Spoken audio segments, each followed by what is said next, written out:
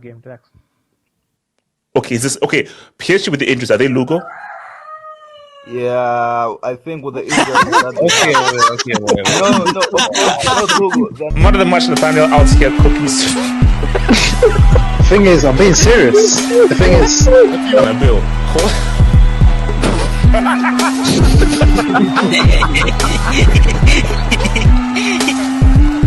I've got a tiger. Okay, and also I'm not talking about meow meow. With all the billions of Indians, you're still to win an Asia Cup. I think it's yeah, no one. money miss. Wait, don't call them. Let's see him slow again. Someone next to you. Wait, shh.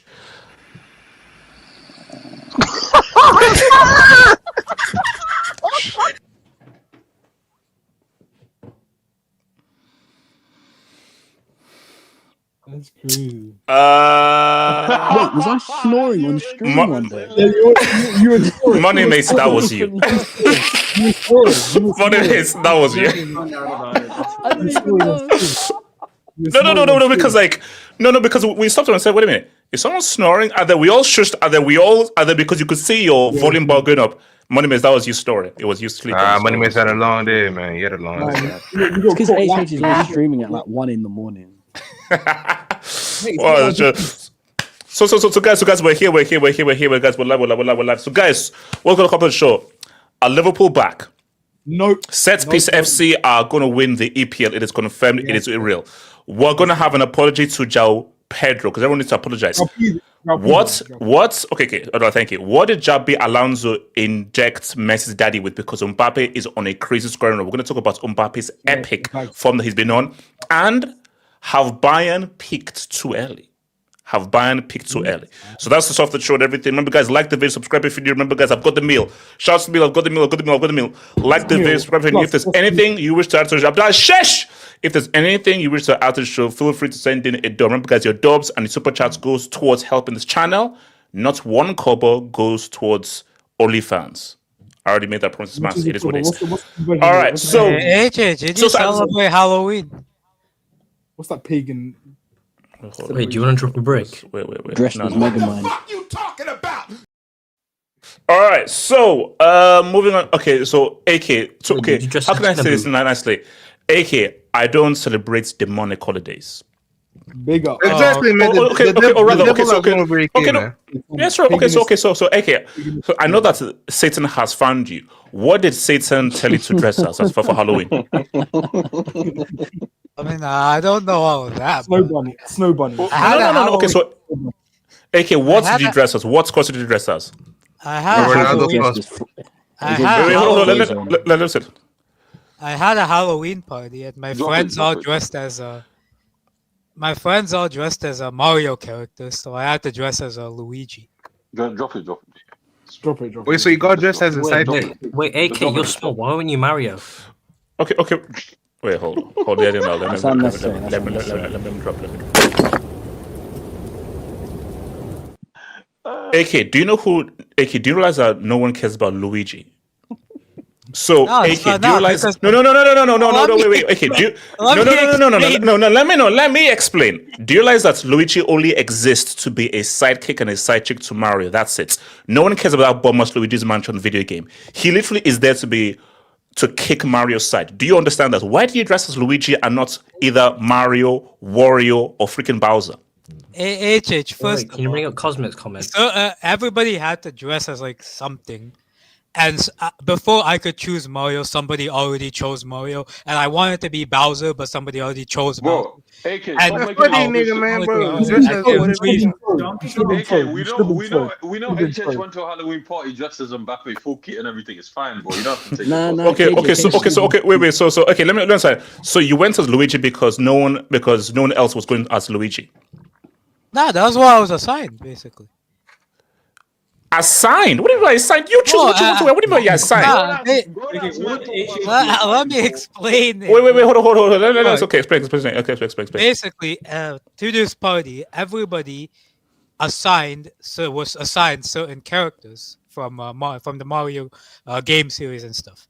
I was assigned Luigi. I tried to get Mario. Somebody else had already gotten Mario. Somebody else also had gotten Bowser. Wait, They AK. assigned me Luigi. What am I supposed to do? Wait, AK. Wait, hold on. So just wait. Go to the guy who is Mario and say, mate, I want to be Mario. You take Luigi.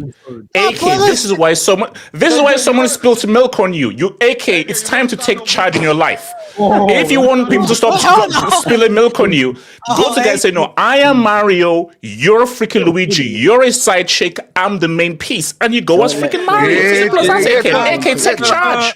First of all, that talk. HH, first of all, the guy dressed as Mario is 6'5" and is dressed and is built like a tank. I'm not gonna Pick his nuts. Bro. No. Okay, wait, hold on. So this is what I learned in rugby. Horrible sports. I think people like Monimus and Jesus will know. The bigger they are, the harder they fall. AK, go down low, you tackle him, you take him down to the ground, and that's it. Or just kick him in the balls. No, so what if he catches the knee to the head? AJ, do you want to hear a funny story? What? No, not really, KJ. First time I ever played rugby in your eight, I wore shin pads and I forgot my mouth guard, bro. I got tackled here. Oh my days. Hold on, you wore shin pads? That's AK question. Oh, you guys do that there? Wait. Whose mic is trash? Someone's mic is really trash. Elijah, that's definitely Elijah. Elijah, fix the mic because Elijah, we're going to need you for the Liverpool section. Jesus, what do you want to ask? Your KJ doing gang signs. Were your group of friends all men? The party, there was about my friends were at the party, but there was quite a few. Were they all guys? No. I was gonna say, if someone dressed as Princess Peach, I'd be a little bit sus. AJ, no, J2S doesn't know about AK going to them parties with four man and Playboy AK. Okay, but AK, this is a life lesson. Next time, if there's this party, they don't go as Luigi, go as Mario. And if someone is going as Mario, he could be 8 foot tall. No, tell him that, mate. You know HH is like the biggest pussy ever, you know. Don't listen to him, man. Shut up. Monimus, I don't know on stream, so there's that though. Can I give AK some brotherly advice? Hold on. KJ, we don't want to hear from you. Barry, what's your advice? Yeah, see, first of all, AK, you shouldn't be at them devil Halloween parties, man. The devil has won over you, but you shouldn't be in these places, man. You shouldn't be. And second, I know you're trying to be Mario. Nobody want to be Luigi, man. When was playing that Mario Kart games? Ain't nobody picking Luigi. So you're trying to be Mario. I know. Wait. Okay. So was someone Toad? Was someone Bowser? Was someone Wario? I think Yoshi. There was a Yoshi. Girl that was Bowser. There was someone. Don't give a girl Bowser, bro. And I don't remember. AK, no. It's okay. So no. AK, now this messed up. AK, you allowed a girl to go as Bowser and you went as Luigi. AK, can you now see how this doesn't look? Can you see how this doesn't look? I got a costume. I'm gonna wear that. Wow, why do I? The math isn't mathing, man. Like no, just drop another brick. Yeah, let me just drop one more brick. Last thing here, AK. Next time, don't go. Even if you're assigned, don't go as Luigi. Okay, what Don't do go I as do if Luigi. you turn up? Because you couldn't there are plenty other. Luigi is the most bomber side chick irrelevant character out there. You could literally go as anyone else. Don't go as Luigi. Don't go as Luigi. Please. All right. Actually, no. Before we go to Liverpool, it's time for apology time. Oh, fuck. Towards who? Nah, that was a It's time funny for statement, apology man. time. John Peter. It's time for apology time. Who wants to start with the Joao Pedro apology? Can I Let's start with the speak? Joao Pedro apology. Can I go So first? no, hold up. Hold up. Before you speak. Joao Pedro has been tough. Shots on targets has not really been happening too much. And after his amazing performance at the Club World Cup, which was absolutely amazing, he's not really hit his heights. But when you score a winning goal in a tough game, a team on form, away from home, and in a derby game, Abdullah, what did you say? You should have scored a hat-trick. He should have scored a hat-trick. He should have scored a hat-trick. All right. So no. 100%. No. He should have scored way more. But at the end of the day, for how this guy has been maligned and abused, he got the winning goal. So KJ, okay, KJ, do you see something positive from Joao Pedro? Do you see a guy that can possibly do something? Should we have hope in him, or are you still sus with regards to what Pedro can do for us? Can I speak after KJ? You know, Maybe. Can I go after Money Mates? John Peter, right? Look. Can I John go after Peter. Jay to us, please? The last few months have been unacceptable, and that miss about 2 minutes before he scored a goal was unacceptable. But it's good that he finally scored again. Now I need you to do this over a course of 5, 6, 7 games, okay? Or Panishelli is coming from Strasbourg in January if you don't fix up, because AJ, this is not acceptable, and the fact that we only scored 1 goal today is embarrassing. AJ, when was the last time we put a top 6 team through the sword? Was it Arsenal when the ref was racist and sent off Kieran Gibbs instead of Oxlade-Chamberlain? Remember that season? Remember that game? That's the last time I can remember us really putting a top 6 rival through the sword. And today was no different. Like, I don't quite know. Gittins, I'm not even going to get on that, right? Pedro Netanyahu, bro, wallahi, I don't even have this energy to speak on that guy anymore. Like, at this point, I just don't care anymore. Overall, Caicedo did what Caicedo does. Did you know he only turns 24 tomorrow? Like, we're probably looking at an all-timer here, if we're being honest. As far as defense. No. But I want just to stick on. So for Pedro, yeah, what do you think is the issue? Do you think he can become a clinical finisher, or is he a 2-striker guy where he needs a clinical striker to play off of? He's just not a striker. How do you get the best out of this Joao Pedro dude? He's just not a striker, man. That's it. Okay, but he's also in front of him. Bro, for God's okay. J2. Wait, so what is so you're saying he's a support striker then? Yes, he's not a striker, man. He can't play by himself. So the trouble is, he's either gonna have to be a winger, all right? And because he's not gonna be a 10, because Enzo's there and Palmer's there. Eventually, he could definitely replace one of Garnacho or Gittins on out wide. But again, what's the point of buying them? Garnacho, that guy, man. Like, look, I don't know if he's gonna come good, but what he has to stop. He's not gonna. Wait, no. KJ, you don't get to do that. KJ, you don't get to do that. KJ, you were the same guy that was vouching for this crooked tooth merchants, bro. You were the guy that was gaslighting me. Saying, "Oh no, Garnacho, he can go. There's a player there. There's a player there." And do you still believe there's a player there in Garnacho? An accusation without evidence is merely an accusation. The trouble is, HH, he needs to stop doing this pass back gimmick that modern wingers do, man. Take your man on, for God's sake. I don't understand. Do you remember that moment in the first half when you're on the counter attack? And instead of taking his fullback on, he stops, turns back, past the ball, and like 6, 7 Spurs players get back in position. Like, I hate the fact that wingers do this. You see, HH, this is why I don't mind Gittins, right? To an extent, because he actually has the confidence to take players on. Oh yeah, right? yeah. It might not always work. I'm looking at here's the thing. Not everyone is Vinny Jr. But if you look at it, whether it's Netso, what top winger do we have? That's the issue. What top winger is a Vinny Jr. or a Yamal or an Olise who aggressively goes after the defender? Who? Well, let's be honest, right? Well, let's be honest. Vinny took 3-4 years to become that. Elise, I mean, we should have bought him 2 years ago, but we were being stingy about the wages, so we didn't buy him. Look, those are elite wingers. I don't think it's fair to compare. But and Yamal is just an anomaly. But I think Esteval is an elite winger in the making. Personally, I think 100%. Right? I think what he's showing at 18 is really quite. It's obviously he's already probably he did more in like 5 minutes than Neto did all game. So we already know at the end of the season. And also, why was the Val given 8 minutes? Because look, he's adapting to a new league and everything like that, and he did play the whole game on. Break, man. Did he play the whole game on Wednesday?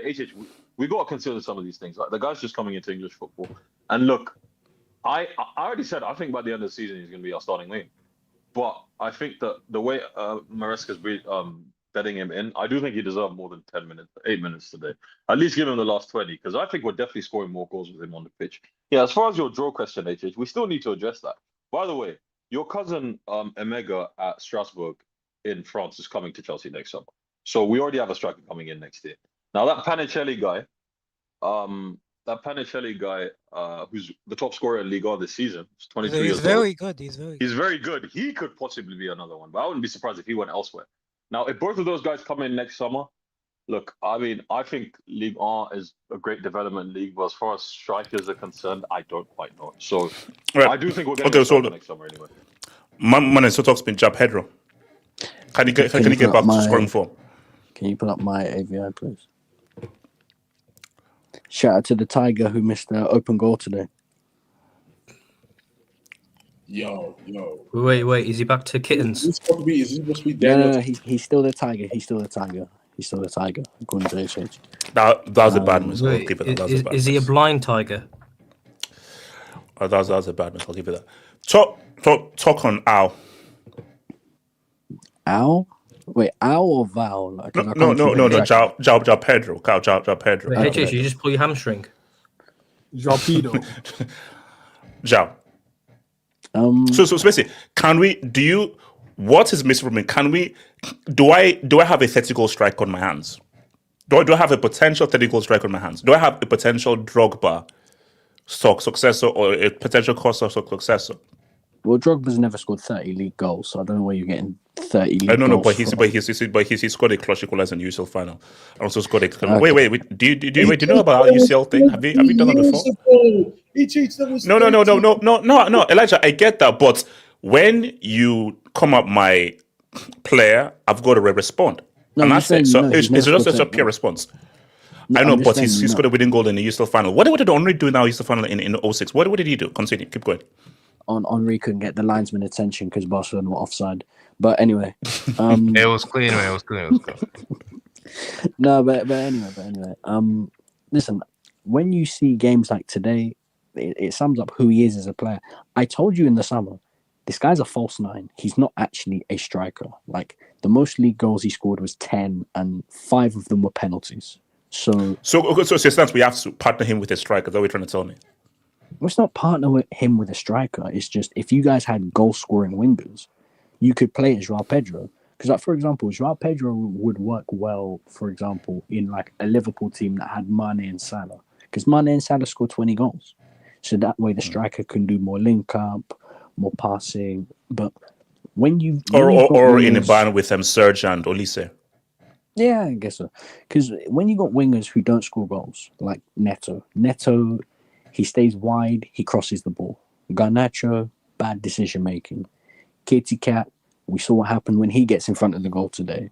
So Chelsea don't have wide players who score goals. So when you don't have wide players who score goals... But you saw the Tigers' goal in the AFL Cup. You saw a goal that the Tigers scored in midweek. Yeah. Tiger finish in midweek and Kitty Cat finished it today. All right. Okay. No, but I'm just saying, like, when you don't have players who score goals, you're looking at your striker now saying you have to score goals. And listen, I know he scored today, but I'm sorry. The credit for that goal has to go to Caicedo, not him. Because, like, he missed about 4 or 5 really easy chances. No, it was bad. It was bad. Like those 1v1s unacceptable. Like, and the truth is that you don't mind because nothing's really on the line at this stage of the season.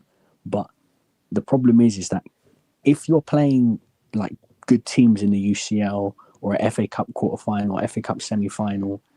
The stuff that he does today, you're not going to excuse that. You can get away with it because Spurs are shit, and no one can really respect Spurs because they're a horrible team. But this whole missing chances when you get them, like even though I think look, Pedro, you can see he's a talented player. He's not a clinical striker. I think that Chelsea need a clinical striker.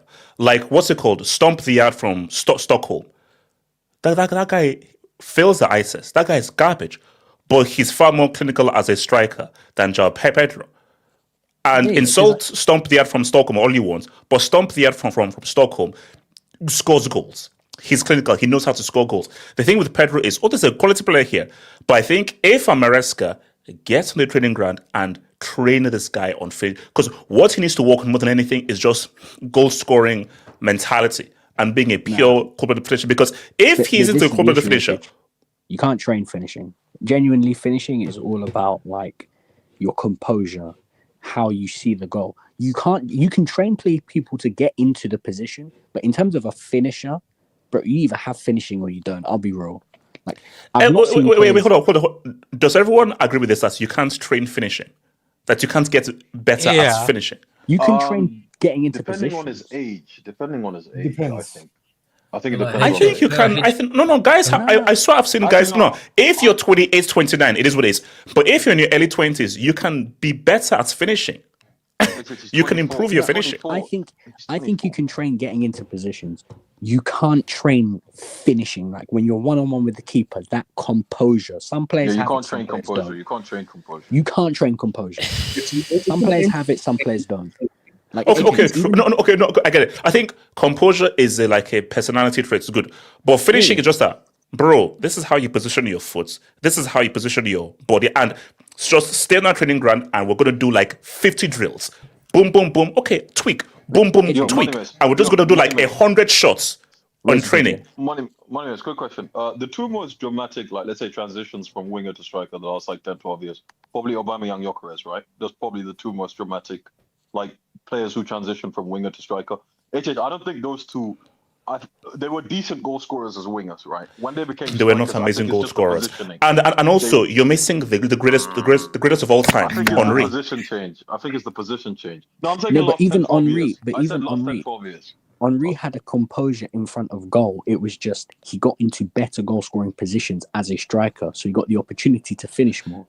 Did Henry have composure in the 90s when he was a winger for Juventus? Did he have a composure then? He scored. He had scored goals. He scored goals in big games for Monaco that helped them get high in the league and also in the UCL.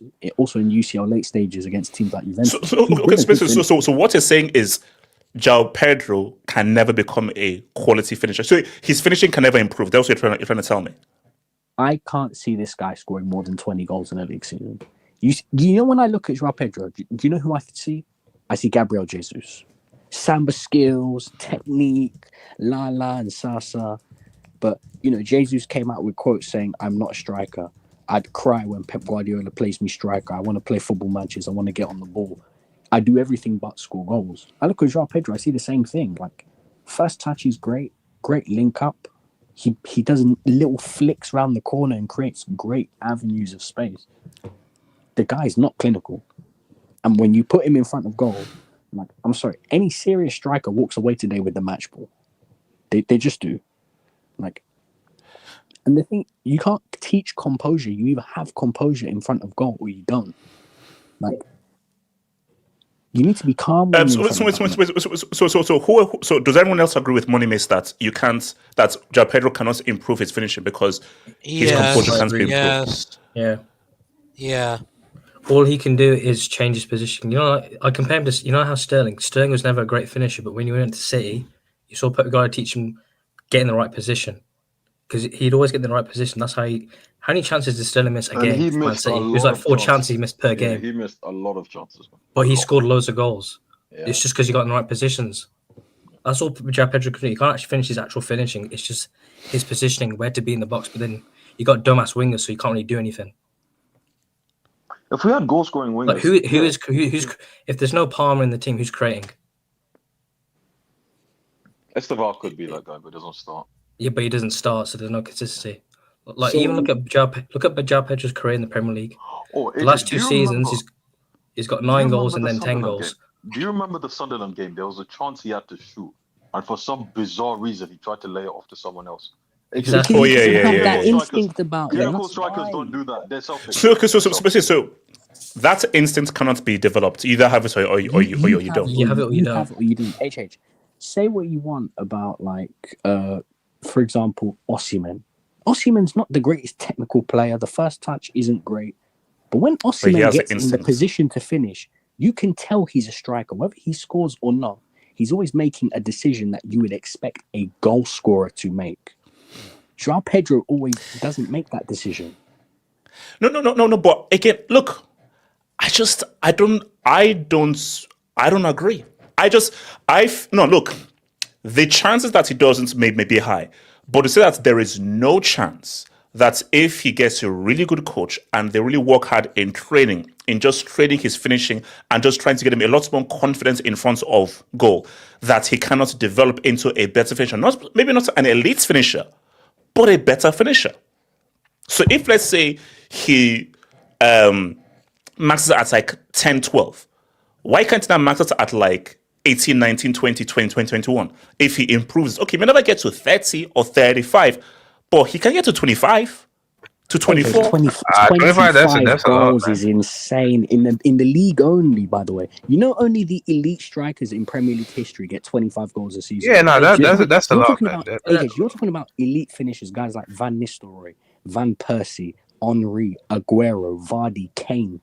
These guys are natural finishers. These guys get 25 in the league. You're expecting a false nine who isn't really that big on the goal scoring part of his game to get 25 in the league? Come on, man. Yeah.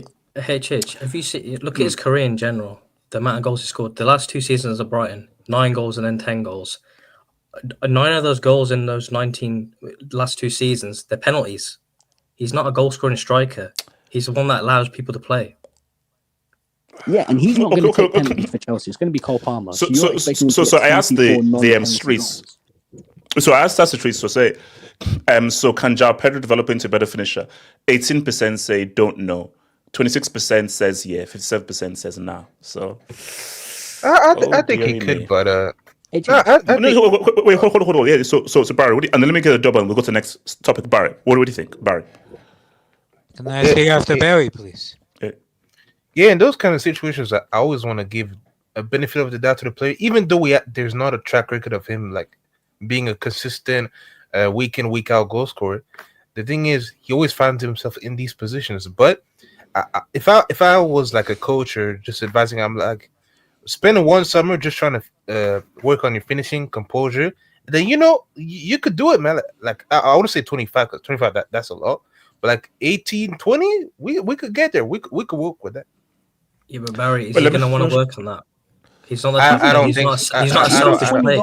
I think He doesn't have it. He doesn't have that selfish streak. Wait, 20 goals. hold on. Let me bring this. So shout out to Miguel Rabines. Side note: bar the United match, Sanchez hasn't really put a foot wrong. In my opinion, a centre back more of a priority in January. Also, my pen is his future goalkeeper for Chelsea. Miguel, I'll keep it a stack with you.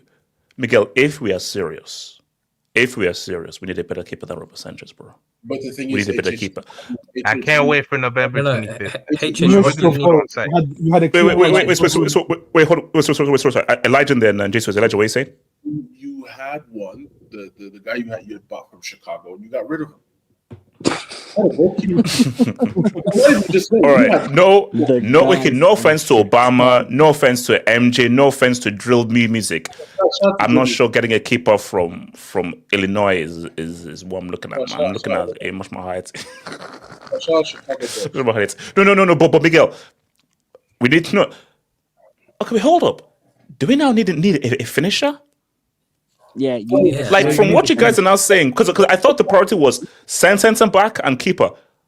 If we don't have goal scoring wingers, and you're not telling me that Joao Pedro needs to develop, I mean, do we not need it? We're getting a striker. Unless the thought from the streets of England, unless the street setter from England can say what's up. No. Two things. One, there's a reason why we bought the lap, and two, we have a striker coming in next summer from Strasbourg. What was the reason? Why did we buy the lap? Why did we buy the lap? Why? Because we need goals. Wait, hold on. Because we did what? That graph. Idiotax. So the lap okay, sets the screen. So hold up. So KJ, I have your word that the lap is going to give me at least 25 to 30 goals. Whoa! He wasn't even doing that at Ipswich. Where are you finding 25 for the lap from? Yeah, it's going to get like 10 max.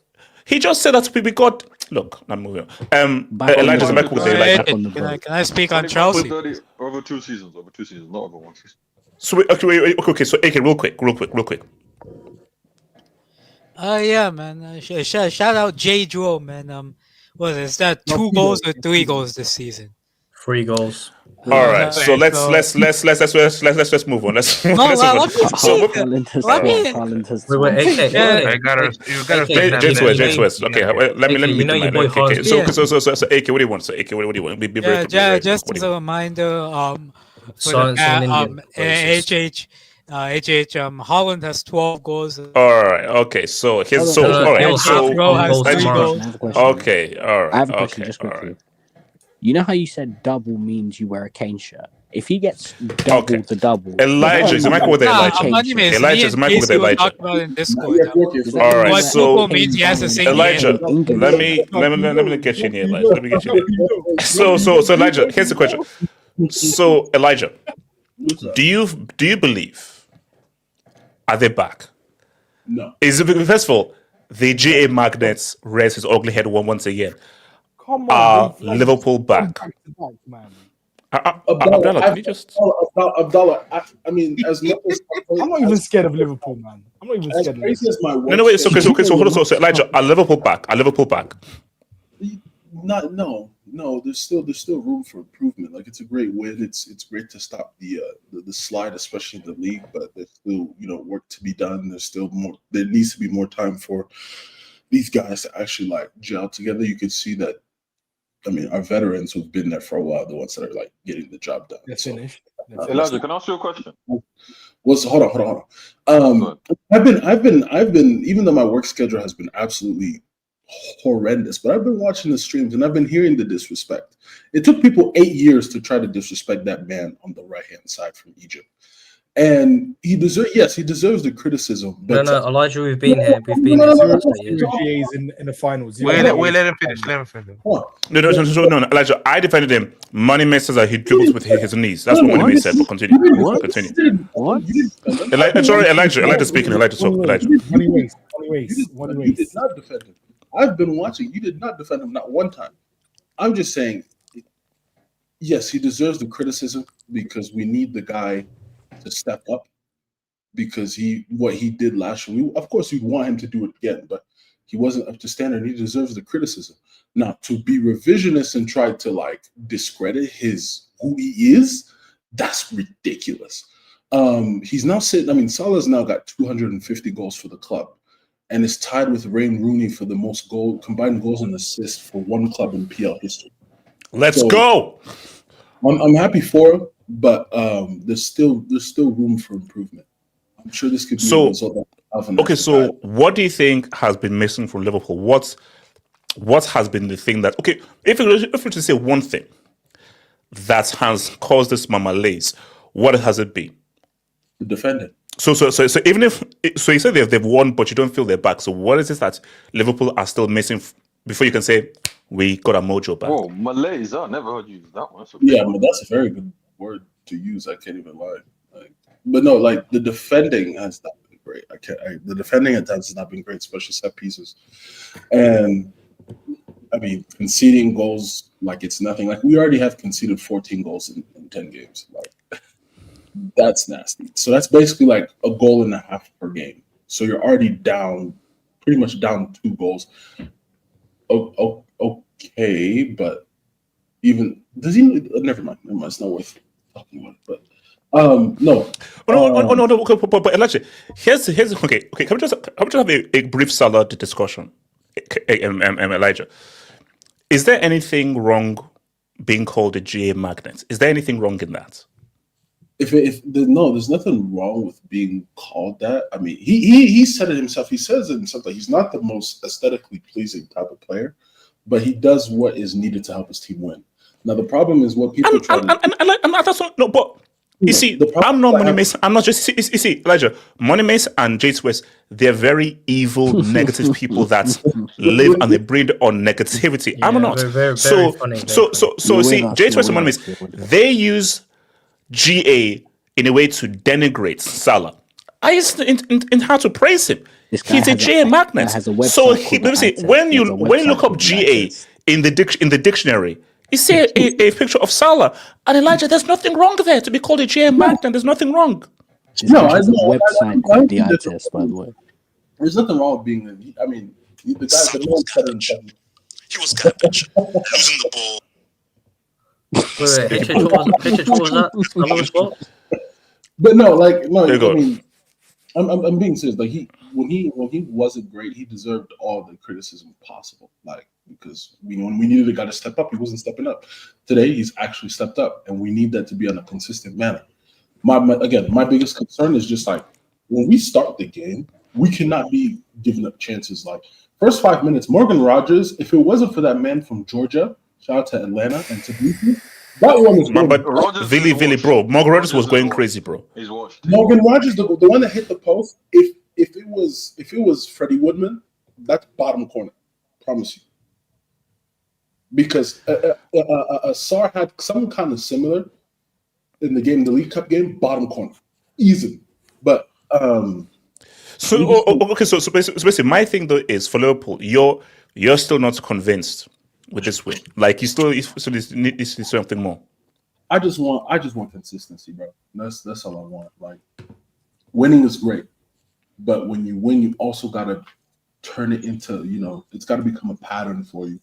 I know it seems like these guys are trying to like restart the basics, but I just want consistency, And Elijah, can I ask you a question? Yeah, go ahead. Was today a good performance, or was it a good performance in your opinion? Because I personally think if Villa had some better players up front, they'd probably get a call. It's not better players. It's the entire game plan from Aston Villa, by the way. It's the entire game. We'll delve into that. No, because I want to cook that fucking prick Emery. Yeah, no. I agree with the. Whoever brought up the question of Money Mace, you're top. Relax. You're top of the table. Solitude. No, bring up Solitude's comment. HH. I would bring up Solitude 1X's comment. HH. Darren Fletcher nearly had an orgasm in the commentary. HH. This guy Florian came up. I'm like, okay, he's gonna try to steal off of him, and then I forgot the defender's name. Just pops it right in the middle. I'm right in between his ball sack. No, yeah, I might get to that. It was hilarious. Pause. Come on, man. Jesus Christ. It was Kamara. Those two defenders. Yeah, Kamara. Bro, at least he tried to at least he recovered. Oh no, but I think somebody even mentioned that the goal that Liverpool scored, it actually came via a mistake. No. I'll get into that. No, we're gonna get to that. Just wait. My thing is, yes, that is true, Sky. I mean, win or lose, the ops will always complain. We just got to take what is given to you. My thing is, if the opportunity is there, if a team makes a mistake, so you just going to leave it? No, that's free food. Go and get your goal. There's nothing wrong with it. My problem is with Emery, that after that, Ace, we're going to get that Ace. After, that 5 minute period in the first half, in the second half, and in the first 10, 15 minutes of the first half, Villa did not do anything. I'm sorry. No. But my thing though is that unless you are prideful or you're coaching peak Spain or peak Brazil from 1970, if you look at how guys, that this is a team that are low on confidence. This is defense low on confidence. Won't you be like, let's add to that? Why are you playing from the back? And you lose the ball, but you're still persisting on playing from the back. No, we'll get into that. We'll get into that. J2S, do you want to go first? Can we also? Yeah, I'll tag you in after. Okay. We also come to a consensus. If Marcos, which Asensio was with Villa last year? I keep forgetting his Marco name. Asensio. Yeah, and Rashford still being there, Villa would have done something today, bro. Bringing on Jadon Sancho is just a waste of time. And Oh my God, that Jaden. Didn't he call him the Jad? Didn't he call him the Jad? That Jaden Sancho guy. No, it's the client. It's the client. It's the client. Okay, hold on. So let me. So James first. Did Emery sniff cocaine before coming up with the tactics for the game against Liverpool? Well, I'm gonna get into the Emery guy first, then Emery. So can you just zoom into my Emery, please? We just need to analyze this image. All right, where are we? Okay, there we go. See, was Salah that good today, or was Amy Martinez shit? I'm sorry. Why are you passing there? There's literally a guy to his right, free and available. Well, why are you passing there when he's going to press him? I've always said that. Don't get this. No. Not every keeper can play from the back, but people are philosophy merchants, bro. So yeah, but don't worry. At the next FIFA best ceremony, we can see this is the same guy that gets FIFA's best goalkeeper every year. Why is he there? Like that World Cup tax is real. He's not a good goal. He's a good goalkeeper. He ain't a great goalkeeper. Like the amount of people don't want to talk about the amount of errors this guy makes is ridiculous. Like he literally had one early in the season. I think it was against Wolves or something or Crystal Palace. Terrible. So then we have Slot, who's been in his last few press conferences. He's been complaining about teams don't play on the ground, keep playing in the air. Sorry, a manager comes out and says that teams keep doing long balls and that's why we are losing. Let's not play long ball. What? Yeah. They literally, why are you trying to do tiki-taka with Ollie Watkins and John McGinn on the wing? What are we doing here? Literally, all you have to do is hoof up Watkins and then let runners go past him. That's what Liverpool have been struggling with. United did the same thing. You just long it up and then someone will get the rebound. That's all you have to do. Look what Brentford did. I don't get why Emery's trying to play. You know what Emery tries to do? Because he's been like, you know what, Liverpool have been playing really bad against all these other teams. Oh, you know, let's go to Anfield and actually play them. Like, no, why would you do that? This is not the Emery masterclass. Like, I don't understand. You have Ollie Watkins. What's one of his best attributes? Holding up the ball. He's literally a statue. Yeah. That's what he's best known for. And then you have runners running off him. I'm sorry, John. You know, because he can play with his back to goal and everything and play off of him. Yeah. Why are you trying to overfill the midfield with these? And they're not even great, like wingers or midfielders. They're average. And you try and do tiki taka. What does Liverpool like to do? What was the best thing about that Liverpool last year? Transitions. So why are you trying to do that? Why are you trying to push so far up the pitch? And then you got Emi Martinez who's playing at the back. He can't play at the back. He's not that type of goalkeeper. But I don't understand Emery. Like even the centre backs, like what we're doing, kicking out the ball with Tyrone Mings is playing out from the back. Like this isn't Gerard Piqué, it's Tyrone Mings. This is the real hate. This is the real United hate for Liverpool coming. No. But KJ, let's keep it real. If a manager comes out and says that teams keep playing long balls against us and we're having issue, and that as a manager of an inferior team, you now don't play long balls, you now start to play out from the back. KJ, that is peak stupidity. That is peak stupidity. Yeah, well, Emery is who he is, isn't he? He's a strange guy. I don't know. Don't worry, I'm gonna tag in Money Mace now. Yeah, thank you. Oh yeah, Money Mace, talk to me. You know, HH. Speak of the Money Mace. I remember being on this channel 2 years ago, and everyone really tried to tell me I was getting pressured into being said that Unai Emery is the best pound-for-pound manager in the world. Apparently, he's got incredible tactics and he can see the game and understand things before they even happen, you know. So this guy watched Liverpool lose 7 out of 8 games. He hasn't had $1 billion to spend, Money Mace. So he watched Liverpool lose 7 out of 8 games in a row.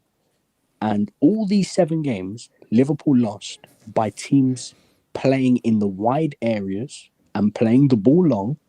Like, I'm pretty sure, Manchester United fans on the panel, if you could verify, did Man United play a system where they played a wing back and a winger and they overloaded the fullbacks because Liverpool's fullbacks invert into the midfield for some reason? Pretty much. I mean, I'll speak on behalf of United fans, but I'm not actually a United fan, but Money Mace is right. Yeah. Last time I checked, Liverpool fans have been cooking Arnie Slot because Gyokeres has been inverting when Gyokeres is not good in the central areas. He's good at going down the byline. So Robertson inverted. Van Dijk, Konate step up to try and win the ball. 3 midfielders. Then you end up having Ekitike drop in because he's a false 9. So 7 or 8 of the Liverpool players were in the centre of the pitch. And Unai Emery looked at the football match and said, you know where we're going to play? We're going to play in the centre of the pitch. So when there's space out wide, this guy looked at the football match and said, you see that congested area where there's like 8 or 9 guys? Play through them. This guy's retarded, HH. Seriously, HH, this Unai Emery guy, like he's concussed. He's got CTE or something, surely. How do you... Wait, hold on. Is it CTE or arrogance? Or just plain stupidity? Honestly, I don't know what it is. Edges. How do you watch combination of all three? How do you watch 7 or 8 different teams play long ball? Arnie Slot came out in interviews and said, we are bad at long ball and set pieces. And you did the opposite. Mm-hmm. You played a football match that Liverpool are really good at. Liverpool are good at pressing. Liverpool are good at playing through the midfield. You said, you know what we're going to do? We're going to be really good and we're going to play through the midfield. And also, I think, and this is the key thing. A defense not playing well, that is lacking confidence, what do they hate? Reform. Those long balls. Because that is what a defense that is just under pressure, not playing well, you play long, you go direct. That is what they hate. What does a defense low in confidence, what do they want? Keep it short. Short balls and everything, because that is a lot easier to defend and a lot easier to now get your confidence of defending back if you play that short ball, tiki-taka, once. So, I mean, bro. HH, like, listen, you even know me. I'm not even like, the biggest Arteta fan. Like, I've always been on Arteta. If there's one... So, I didn't even think getting Arteta was the right decision. But if there's one thing I would defend my club on, it is sacking this fraud. Because he's the fucking most overrated... shitty little manager ever. His tactics are so overrated.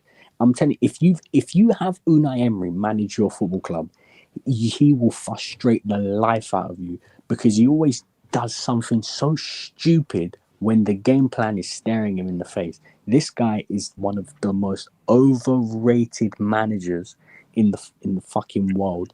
I cannot stand him. The fact that you guys even tried to make me compare him to Simeone Inzaghi and Jurgen Klopp, by the way. Shame on all of you. Okay. You see, let's see. Monimes, now you're being too extreme. I say that he deserves no credit for what he did with Villarreal and Sevilla. He deserves no credit. Oh, no. What credit against Villarreal? Fucking De Gea being a dumbass and Oli being a dumbass. What are we doing? United missed 1 billion chances that game. And De Gea couldn't even save 1 penalty. De Gea missed his own penalty. No, he beat Ole Gunnar Solskjaer in a final. That's not any credit. No. But I'm not even saying. Saying that this guy is ass cheeks. When you look at I'm sorry, any guy that wins a cup trophy, several cup trophies with a team like Sevilla, who are not known as cup merchants, they're not garbage. Is he the greatest manager in the world? No. You can't call him garbage. No. You can't call him garbage. I'm sorry. You can't call him garbage. What was Sevilla always known for? They get in Champions League and then get grouped. So they're back in the same competition again. That's what they used to do. No. But basically, what's meant to that? If you're a garbage manager, you're not winning anything. You're winning nothing. Because but this is a second competition. Still, the way that Monuments is talking is as if this guy is Mark Hughes. Bro, it's as if it's as if you are looking at him as Tony Pulis or Mark Hughes. Whoa, respect Mark Hughes. Man's literally causing upsets. First of all, I'm not even disrespecting Liverpool. Liverpool played really well today. Yeah. The whole thing is that the reason why Liverpool played well today is because, one, you played the perfect game for them to play well. You played really well at what they're good at. And two, you just threw the game in that sort of fashion. So when you play this, here's the thing. If anyone plays like this against Liverpool, Liverpool will beat you. Because Liverpool are one of the best teams at pressing. Wait 1 minute. I think it was 2 seasons ago where it was like the last 4 or 5 games of the season. and then I think Villa beat you guys at the Emirates 2-0. Do you give credit to Emery for that win, or was that just Arsenal playing badly? Who do you give credit for that win? Bearing in mind that was also the same game that Mikel Arteta decided to play Havertz in the midfield after Havertz was scoring goals at striker. So, again, managerial mistakes. But, HH, when you that is no credit to Emery, but Arteta being a bozo. Yes, Arteta was a bozo that day. Hold on, HH. When you concede 3 goals in 7 minutes against Barcelona, you're really trying to tell me this guy's better than Jurgen Klopp? You said that he's better than Jurgen Klopp. Did I say he's better than Jurgen Klopp? No. Monimis, you are acting like this guy is the Spanish Mark Hughes, the Spanish Tony Pulis. I'm not saying he's the greatest manager in the world, but at a certain level, he's a damn good coach. And for what he achieved with the Villa, getting them to the UCL, for what he achieved with Sevilla, he's a very good coach. And very good coach means that you're going to have both moments. You're going to have downfalls as he did with Arsenal, as he did in this game. But you can't call him garbage. I'm sorry. You can't call him crap. He messed up in this game. Tactically messed up in this game. What we're saying is he's overrated. People laud him as like one of the best managers because he does so well with these shit teams. He's not in that top tier elite managers. When people say, "Oh, he should be managing the big clubs in the world," he's not that type of manager. We've seen him at PSG, literally the most embarrassing Champions League game ever. And then you got Arsenal doing bullshit. He played Carl Jenkinson. He brought him back into the team against Crystal Palace and lost the game. What are you doing? He can't manage these big clubs. What's called AK? What you say? On Liverpool, what's the question? So basically, so what is this on Liverpool played well, or more so Emery's tactics played into Liverpool's hands, and it was more so about poor tactics rather than Liverpool have their mojo back? I think it was a bit of both, to be honest.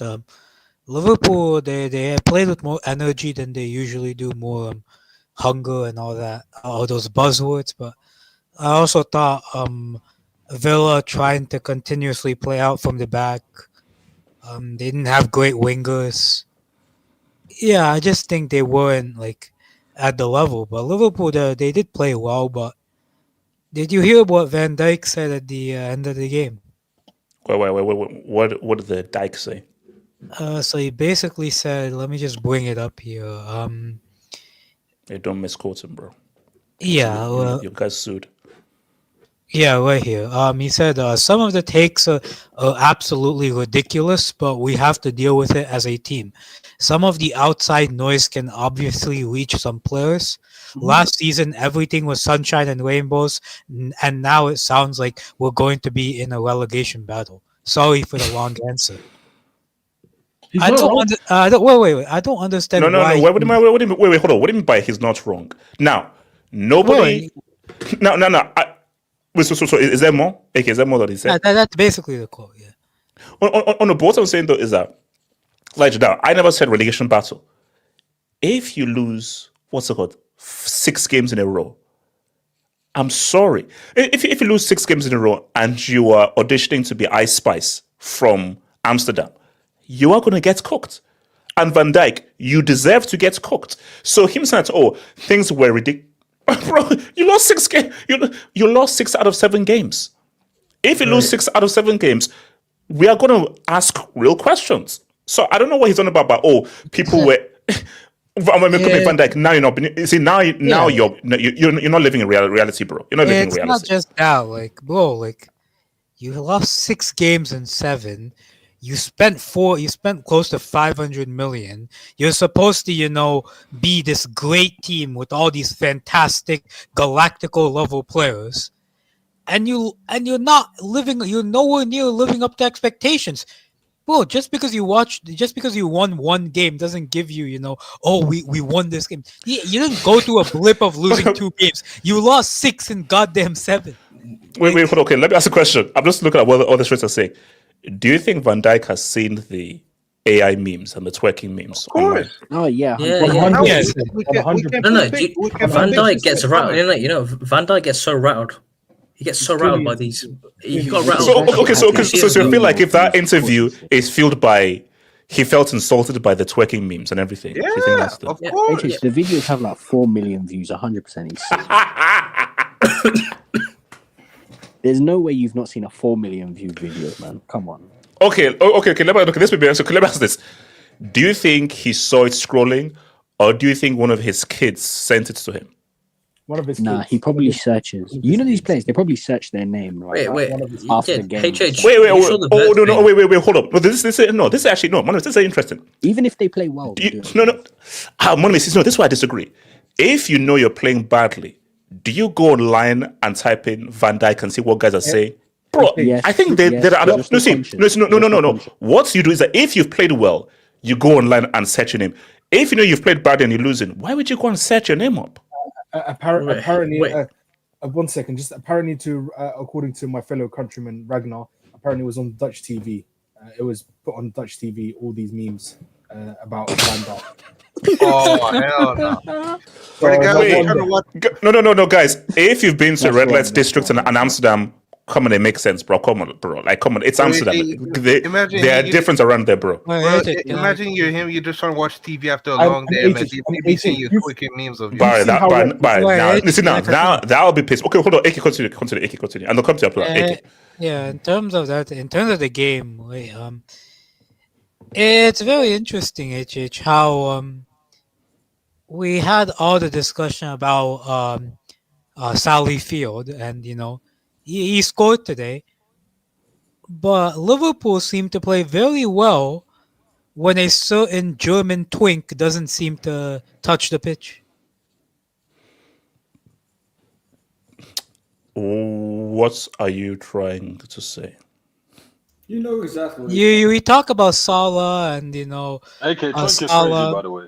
Salah and all these guys, but the German twink who was again on the bench today came on, and his first action was kicking the ball out of play and getting nutmegged.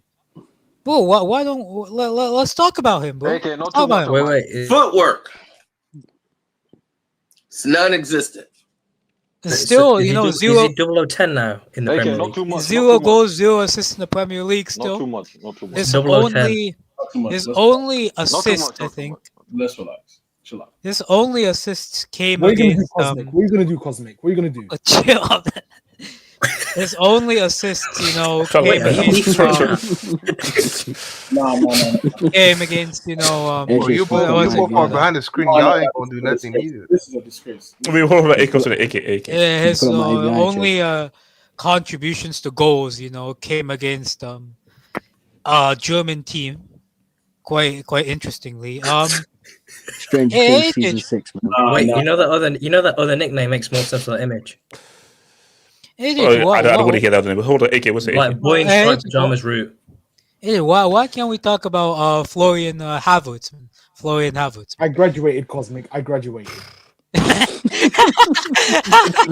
Why Abdullah, just ignore the streets. Abdullah, just ignore. You don't.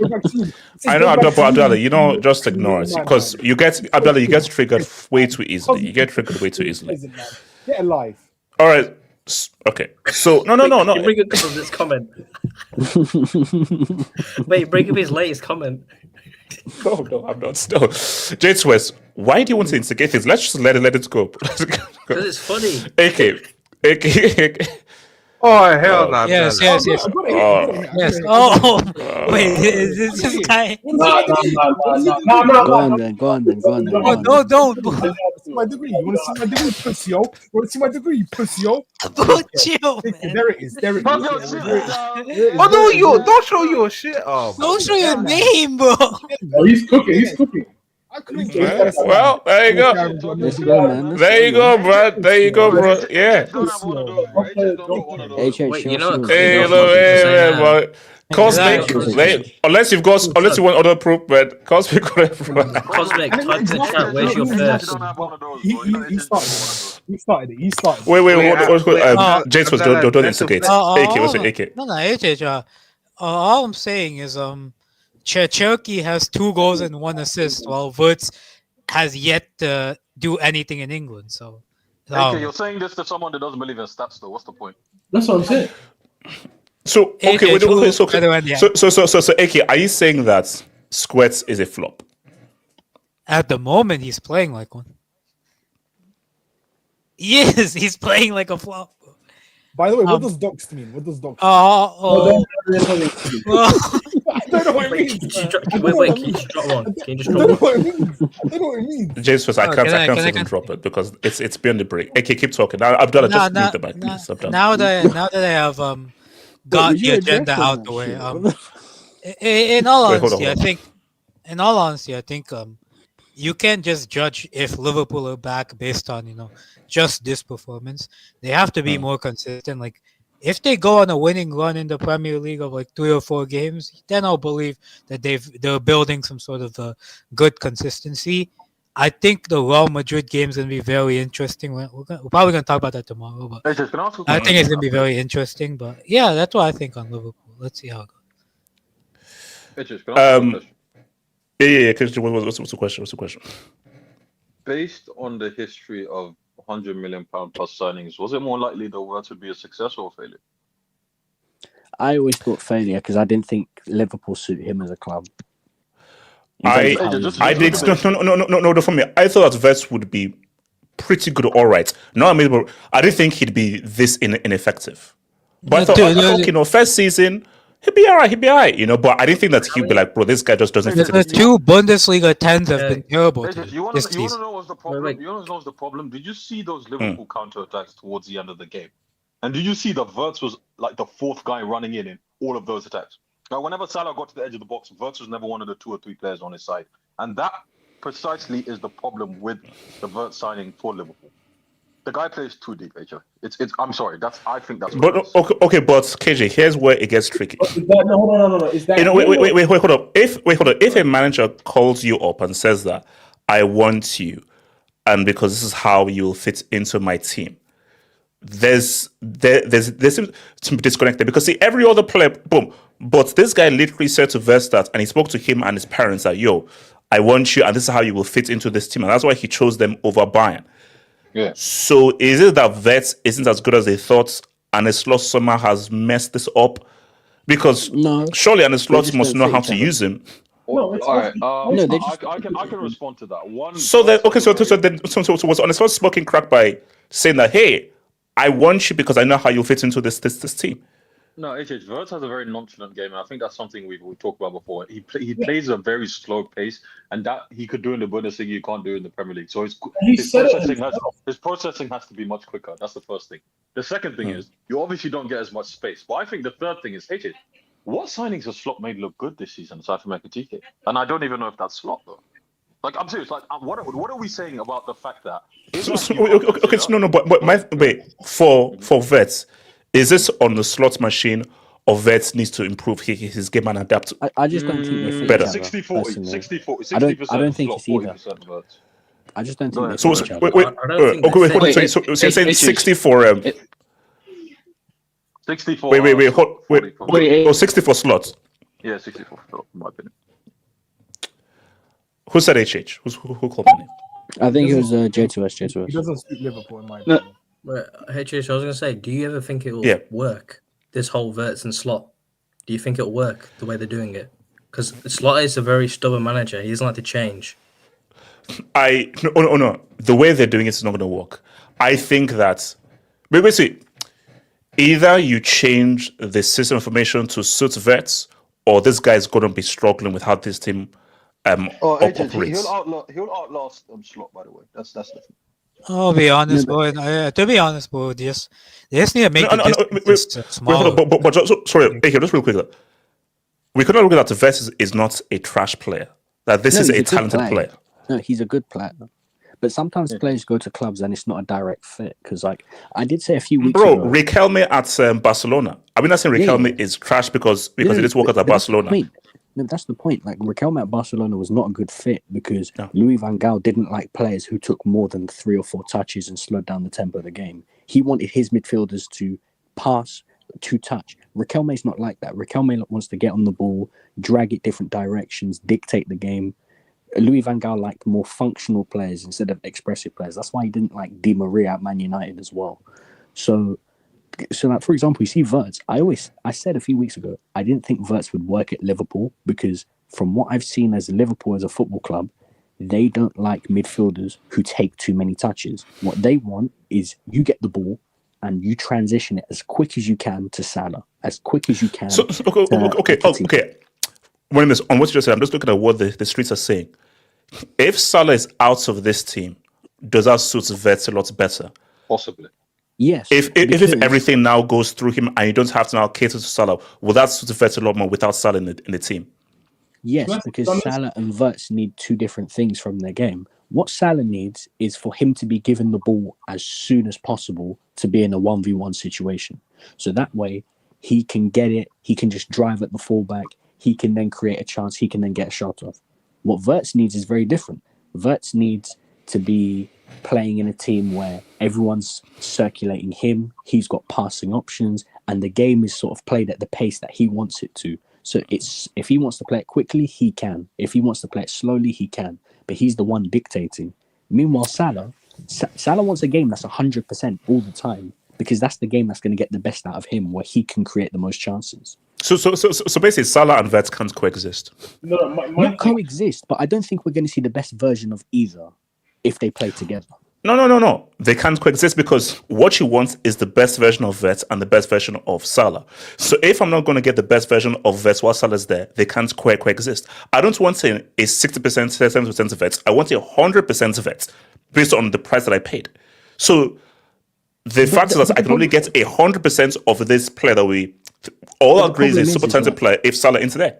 But AJ, the problem with what you're saying is that you can't sit here and say, oh, we need to sacrifice Salah for Wirtz. No, you can't do that. No, you can't do that. For example, when Salah literally won you the league last season, showcasing, if you play towards me, I will get you guys wins.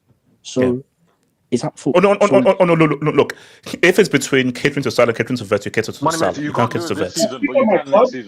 You can't do it this season, but you can do it next season. Okay, wait. Can I say something? Yeah, go for it, and then I'll come to your light shots. Go for it. Yeah, first and foremost, thank you for bringing me up to the stream. This is actually my debut for a non-member stream, so I'm actually. Hey, Alvaro, what up, baby? What up? Yeah, I've seen you around, man. What's up? Yeah, man. I feel like a lot of what's been going on has been more on the manager himself. Show. KJ, shut up. Sorry, continue. No, I've been hearing you guys speak for like years, bro. It's crazy, man. But yeah, I think a lot of it's been on Slot just because I feel like he can't mesh like so much talent into into one unit properly, like more specifically like when it comes to the striker issue as well with Isak as well, because I personally didn't see the use of it compared to if you were to get another center back like Gehi or another midfielder, but that's another issue. But in regards to Wirtz, I was gonna say, are you trying to insinuate that that he should be a main option? Yeah. No. As in, if you look at Leverkusen, they play through him, and he plays a major role in how the team plays.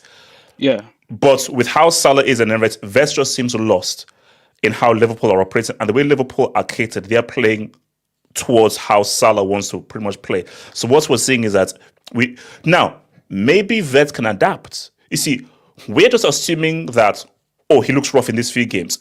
Bro, it's a long way to go. But for what we've seen so far is maybe they can't coexist in the way that Liverpool play with Salah, in how Wirtz plays, and how he wants to have the role within the team. So, I see. What's it called? Elijah, talk to me, bro. Yeah. Are we going crazy? Are we right or wrong with this whole Wirtz thing? How do you see it? It goes back to what I was saying earlier. I get everybody's point.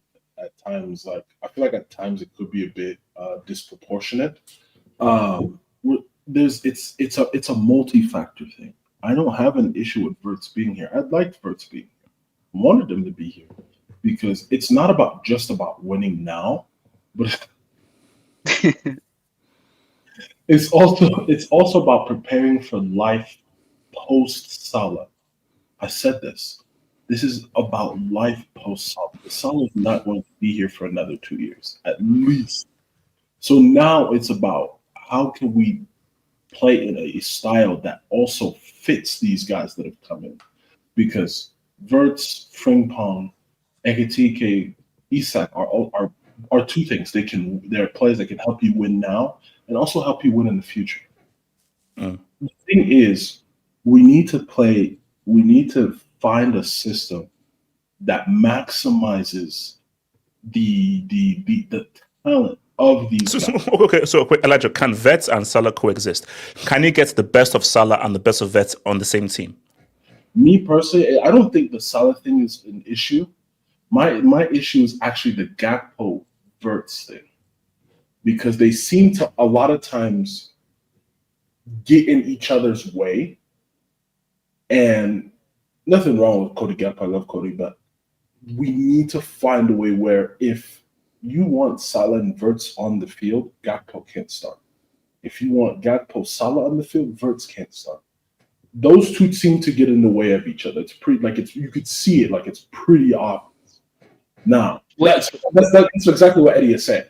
So my issue is we gotta find just a system or a plan that helps maximize these dudes. And I think Slot has been having a hard time with that. Let's be factual here. Okay. Wait, Elijah, if that's the case, then why doesn't Slot play Chiesa more than he does? Because he doesn't play him. Look, I've asked that. That is true. Yeah, I've asked that question myself too. Like I've asked other people, like, why doesn't he play Chiesa more? Because it took an injury for Chiesa to even be on the Champions League roster. So, I Chiesa can make a difference. It's just that the manager is not playing him enough, and that's the issue. Because Chiesa can actually look at night one against Bournemouth. The guy comes in. Wicked shot off with his wrong foot, boom, game changer. Liverpool is up, and then Salah gets the one that finished the game off.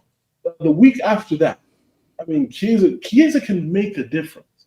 I just feel like Slot already has a number of his favorites, and he's just not choosing to change things.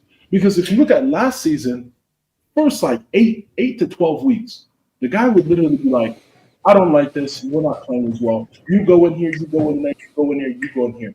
Boom, Liverpool changes a 1-0 game to 2-1. Stuff like that. Not even forced. No. But if you're on a bad run, isn't that cause for? But if you lost 6 out of 7, isn't that always that you have to change?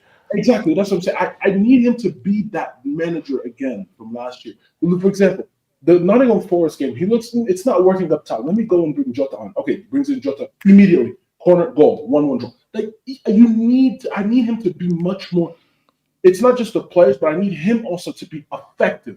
Put a handprint in the game, because when he makes those positive changes, Liverpool actually plays well. Right now, Slot when he makes the changes, it's actually making us worse. That's my biggest concern. Now, today has been helpful because everybody said it. Villa played into our hands. Can Arne Slot now go back to making those positive changes that can help Liverpool be better? I hope so. I believe in the guy. But, that's all I have. All right, well, let me quickly hit this Dubinsky band. Shout out to your boy, Whimsical, man. Thank you for the door, Whimsical, bro. Reckon Vets will come good. The talent is there, 100% I agree. Hope, remember when Bergkamp came from Inter, he didn't make an immediate impact. It was only with Wenger's arrival in 96 he became the player we all know. Look, you can't, thank you for the door, Whimsical. You can't tell me. Do you know what it is? I'll tell you what this is. It's a social. It's a social media world. People love that big money failure. So it's a whole couple of things. Let me explain it. Liverpool win the league. Liverpool fans are very prideful, like a massive cult. Huge transfer happens. Liverpool are super arrogant, big time. League is already done. Then they begin to flop. That is just prime to now go at them and say, look at you guys spent all this money, now lost. You can't tell me Vets is a crap like he isn't. Even when I look at the games, I know when I'm looking at a garbage player, and I know when I look at a talented player that doesn't fit. Those are two different things. It's one thing when, this guy's crap. Another thing where this guy is talented, but he doesn't fit into this team. Vets is a talented player that at the moment doesn't fit into this team. But I always believe in talent. That to say that he will never fit into this team is crazy. Me personally, I just think he picked the wrong club. In my opinion, I think if he wanted to get the best out of his career, so wait. So you're saying that he can never fit into this team? Not at this current moment. They have to change their style of play in order to accommodate him. Money Mace, do you think that he can outlast Slot, or he will outlast Slot? I think he will. I thought he can outlast Slot. But this isn't an outlast Slot issue. This is what can Liverpool do in the future? Because the type of player that Wirtz needs to be in a team that is high ball retention, high possession, 65-70%. Liverpool are not that. What Liverpool want to do is attack at every single opportunity and play the game as fast as they can at every single opportunity. That game does not cater to a Wirtz who wants to get on the ball, get touches, slow down the game, speed it up, change the tempo when he feels like it. Wirtz would be great at Man City or Barcelona because these guys keep the ball for majority of the game to where they just do they have periods in the game where they have 3 or 4 minutes where they're just passing the ball amongst themselves. Liverpool don't have those periods during the match, which is why I say at the current moment, unless Liverpool change their style to be one of those teams, then Wirtz will never be what we think he can be at Liverpool. And also, I'm saying, here's the key. I think someone ever mentioned this before. Maybe Elijah, maybe you might know. When was the last time Liverpool had a vet type player? It's been a long time. Oh, HH, you know that Wirtz rejected City. You know that Wirtz rejected City because he couldn't get guarantees that Guardiola would be there for longer. City actually went in for him. I don't think it was a financial thing, honestly. I think it was the fact that they couldn't tell that. No, I'm saying basically, I think players are turning. A lot of players aren't coming to City, I think, because they can't tell the Guardiola's going to be there longer. He is the main attraction of that club. Yeah. And I think that Wirtz is one of those players that realize that, No, but also, I'm just saying. Be here for long enough. So hold on. You know, you guys are saying that, guys, what was Coutinho's nickname? Shootinho. Shootinho. The guy was not a guy who slowed the game down, put the pass. The guy had the ball and was just shot. So the guy, pissed on. He was a good passer. He was a good passer. He was a good passer, man. A decent passer. That's stupid. No, I said the guy's nickname is Shootinho, and this guy said this guy's like Totti or something. That's your nickname. I get why you said it because remember the year. Wait, KJ, who is a similar profile to his passing player which applies? Coutinho's passing, who do you compare it to? The last number 10, Lukaku, according to HH. Let's FC. The last time Liverpool retained the title, Pele was in. Wait, that's true? No way that's true. Is that true? There's no way that's true. That's true. Back in the early 70s? Was Yugoslavia still a country? Hold on. Wait, yes. Did the Soviet Union still exist? Wait, hold on. Yes. English fan FC, shut your mouth, man. Shut your mouth. It was the last one was the 3 in a row, which was 80. What was the currency conversion between naira and pound sterling back then? Hey, relax. Still like 3 million, I guess. No, I'm just saying no. The last so Liverpool did a three-peat. Yes, 81, 82, 82, 83, 83, 84. And that was the last time they went back to back. Yeah, Pele was retired, by the way. What president was that? That's when Souness was kicking them shins, bro. You know no one. Souness was. Who was the president at the time? Bro. Wait, hold up. Was the Berlin Wall still up? Yes, it was still up. Yes, I think it was. Yes, it was. Yeah. No, it was. Because it was West Germany in Italian 90s. So. How old were you around that? 6, 7? KJ, shut up. Money Mace, Mike Walker. KJ was going to college back then. Yes. So Money Mace, let me present it. I remember the Invincibles. Amazing team. People say, but you're a Chelsea and everything. I don't care. Thierry Henry is the best player to ever play in the Premier League. And Dennis Bergkamp is the most technically advanced football player I've ever seen in my life. And those others are just facts. And the Invincibles played great football. Now, Money Mace, those guys did not achieve what they should have achieved. What's it? O2, is it O2? I think yeah, O2, is it O2, O3 or O3, O4? No, O3, O4. That was when Arsenal should have won the Champions, because that was FC Porto. Arsenal should have won the Champions League, because that was the year for them to win the UCL with that team and that campaign. So great, amazing team to watch, and people will just say, "Look, that golden trophy deserved one of the." I feel that next to maybe the 100-point City team, arguably the team that played the most attractive football was that Invincible team. Monomies. Set piece FC. I have no issue. Monomies, I have no issue. Because I'm sorry, I don't want to be I can't be a hypocrite. Definitely has an issue. He definitely has some issue. No. Monomies, I invented GID. I invented that term. And for a guy who invented the term GID, I can't insult set piece FC. So my thing though is, do people have hold on. Do people have a right to insult the way Arsenal are playing, knowing that this is the same club that gave us the Invincibles, and then it's Bergkamp, Vieira, and Henry? Yes, because they're like, bro, we know what football you are capable of. What is this garbage and trash?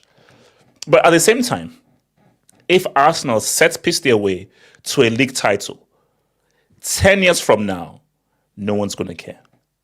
In the moment, we're like, he sets piece, quarterbacks, blah, you're horrible. 10 years from now, all they'll read is that, oh yeah, the guys that won the league in the 25-26 season was Arsenal.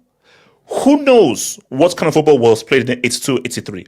Who knows what kind of football was played in the 92-93 season, or football that was played in the 68-69 season, when so long has gone through? Sure. So from your point of view, do you accept the insults and abuse of people saying that, like, this is really ridiculous how Arsenal are winning games, and the fact that wait, maybe I can find it. So there's a league table that says that if you take away set piece goals and only count open play goals, Arsenal are like sixth or seventh. Yeah. So what is your view on this? Are you like, I don't give it them, as long as it gives you a league, I don't give it up? Are you like, Arteta, come on, bro, at least mix it up. HH, you talk like set piece is not part of the game. Hold on, HH. Just on a side note, okay. Did you invent Jason, why did you laugh? Jason, that's crazy. Sorry, go for it. It's your own people, man. Just on a side note. No, it just came out of nowhere. It wasn't like that. What is going on? HH, just on a side note. Did you just say you invented GID? Yes. Oh, wait, hold on. You think someone else invented GID before me? No, the phrase. The phrase. I thought you meant you invented GID, like the ideology. No, the phrase, bro. Come on, drop it. No. As in, like, get it done. Yeah, GID, get it done. That's my. Yeah, that's me. Did you copyright that? Did you trademark that? You should trade. Yeah, I will. I'll trademark it. Do it. I'll trademark it. Go for it. What's it called? Do you know when he first started doing this, like a year and a half ago, when we came back from Dubai? I used to think it was fluke. We're entering the stage now where this is not fluke. This is him. Like, he does this. HH. Say what you want, or like, because for a while I thought to myself, man, these are gonna stop surely. Like, teams are gonna figure out, but they're not. Like, I don't know how. I don't know how, but these keep working, and if they keep working, keep doing them, man. And also, do you know what I've been seeing right now? And I think I'm seeing it in different games. Now, whenever there's a set piece, the camera now pans to the set piece coach. Now, every time I see teams have a set piece, the set piece coach now gets up from his chair and now goes to the touchline. I'm like, do you know what you guys have now created? Listen, here's the thing. When football is big, it gets passed down to the other teams in the league, and it gets passed down to English football. So, for example, you see when Pep came into England, there was a lot more playing out from the back in non-league. There was a lot more playing out from the back from other Premier League teams. When Klopp came into England, we saw pressing was a lot bigger. The mid block went away. Teams said we get more of a reward from pressing high. Listen, it's ugly, but Arteta's setting trends, HH. Now, these are ugly trends, but he's setting trends. Thank you. These are messed up trends. You acknowledge that these are trends that, for a guy who had Henry and Dennis Bergkamp. You see, so the fact that Arsenal have given us some amazing players, don't you feel a way that this is a messed up way to play for Arsenal, a team who gave us the Invincibles? But, well, here's the thing. My whole life, I've grown up on good football. I've always watched Arsenal play up until probably last season. Because even Arteta's first few seasons in Arsenal, bro, we played some good football. When Pep used to congratulate him after beating 5-0, yeah. Even though we lost the league in 22-23, bro, some of the football those years, man, some of the football during that season, outside. That was nice, boy. Yeah, that was champagne football. We were cooking goals, entertainment, movement, that sort of stuff. It's only been probably last season and this season where he's been a lot more defensive and not that very entertaining in terms of the style. So it is difficult for me to adjust because you need to understand, as an Arsenal fan, this is what I used to take the piss out of Chelsea for. That means you have to apologize if you do win the league. Mate, I probably do have to apologize if we do win the league. I do have to apologize because I remember Mourinho coming to the Emirates and stinking it out to get a 0-0 on purpose so Chelsea can win the league. And bro, man, my money is those are the good old days, man. Those are the good old days. Good old days. No. Come on, bro. Because Mourinho, he did scare. Bro, Mourinho would celebrate a 0-0 like a 5-0. Mourinho would celebrate a negative, illegal 0-0 like a 5. Nah, man, those are the good old days, man. I'll see good old days in Harambol. Well, when was this? This was 2014 or 2015, I think. No, this was 2014, 2015. This was not even that long ago. This was the league they won before Conte. This was when he did it. And I remember leaving that game and I was like, nah, Mourinho's the biggest fucking rat. How can you play football like this? This is disgusting. This bullshit. Playing, time wasting. And now this is me. Oh, how the tables have turned. I know how tables have Money turned. man, you don't care if you're winning, bro. I'm telling you, trust me. It doesn't matter. Yeah, it doesn't matter. Winning, bro. No. That I do disagree with. Because here's the thing. Yes, we are winning. As a fan, do I feel maximum enjoyment watching Arsenal games? No. You're gonna enjoy trophies. You can't. You're gonna enjoy trophies. You're gonna enjoy trophies. Don't worry. But KJ, this is the thing. In order for me to enjoy what has happened this season, I need to see the end result. Yeah. So, because the problem is... But here's the trick, though. Someone says, okay, let's say you set piece your way to a league title. Will it feel the same as the Invincible season? Or the double season like back in the 90s with Tony Adams? It won't feel the same. Because okay, yes, we won, but how you win does matter, doesn't it? He wasn't alive. That doesn't matter to him. And also, guys, let's keep it real.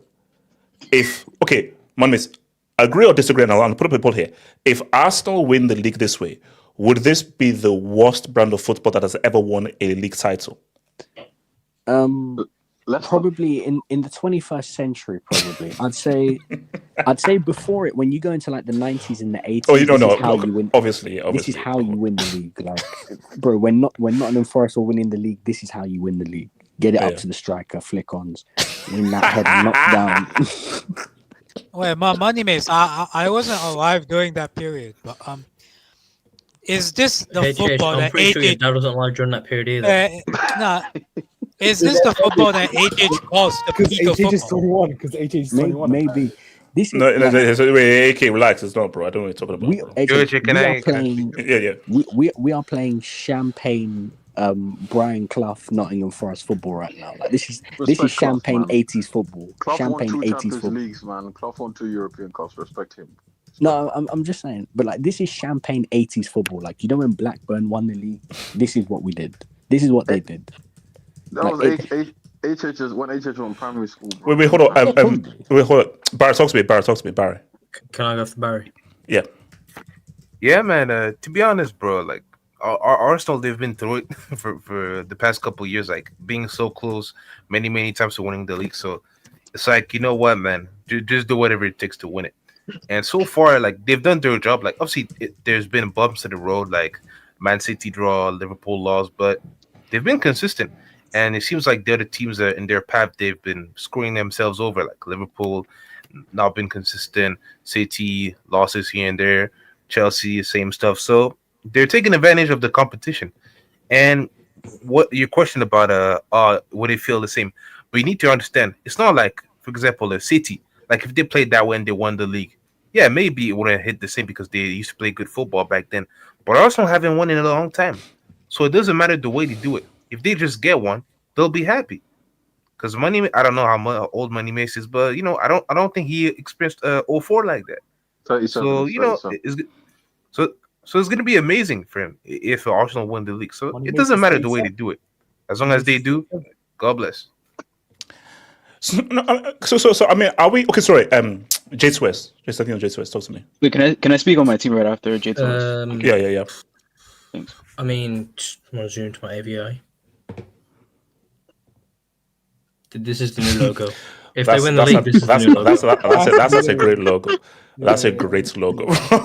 that's actually quality, bro. I did use that for a thumbnail, man. But I'm rooting for Arsenal, obviously, for obvious reasons. I'm not saying who I actually support, but and you live in London. Trust me, Jay Twist is a former United fan who went to Atleti, so he has a thing that he hates Liverpool with. Wait, so what happened to the Man United Arsenal title race that lasted 2 days or something? No, Money Mace. It lasted like 30 minutes. 48 hours. Wait, Money Mace. Did you see Twitter when United were winning today? They were like Arsenal, United. It was like, we're back to the peak 2000s. Bro, United fans, they don't need to just chill. Listen, just give. Wait. What's that saying? Give them an inch, they'll take a whole yard, bro. Like, bro, these guys just a glimpse of like, now we're back, Arsenal, United, and everything.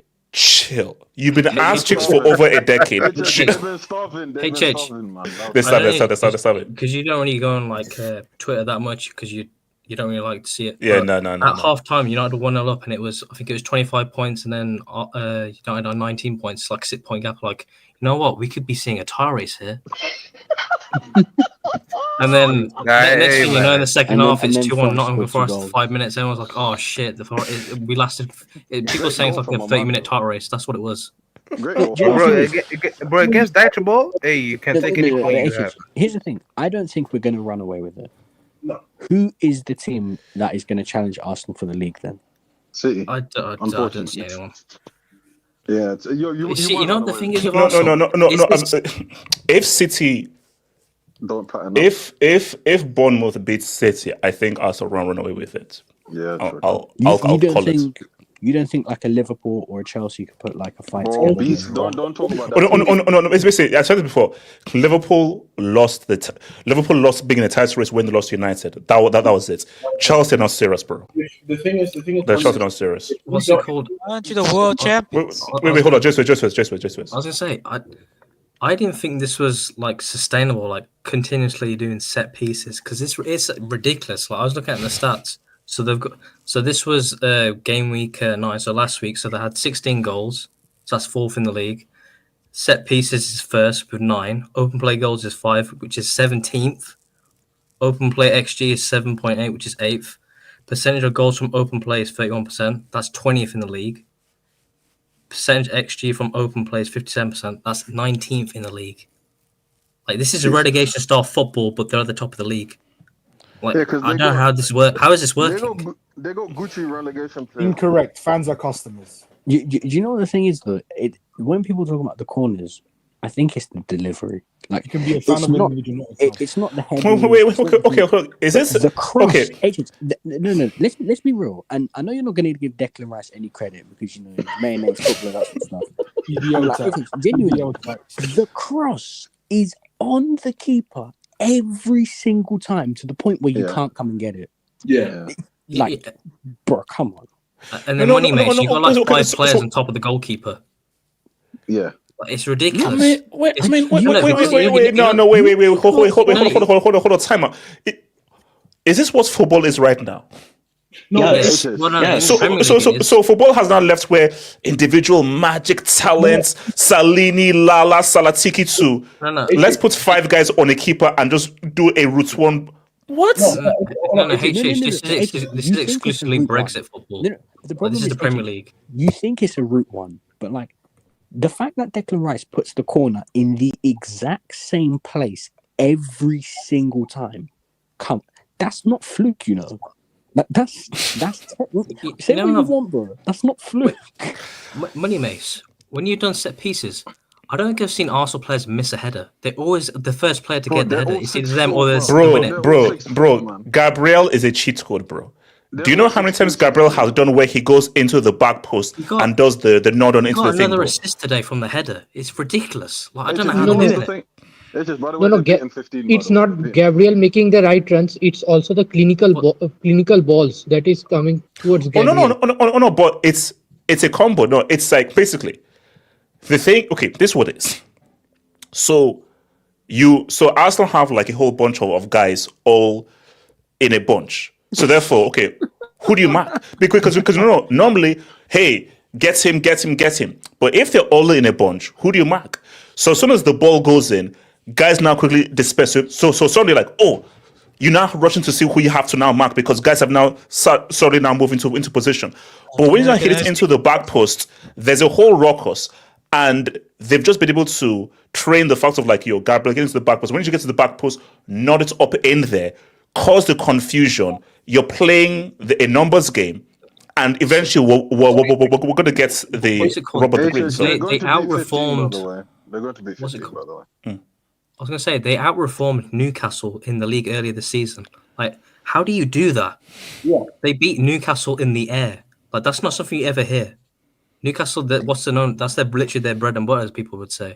The only thing I'd worry about for Arsenal is but you have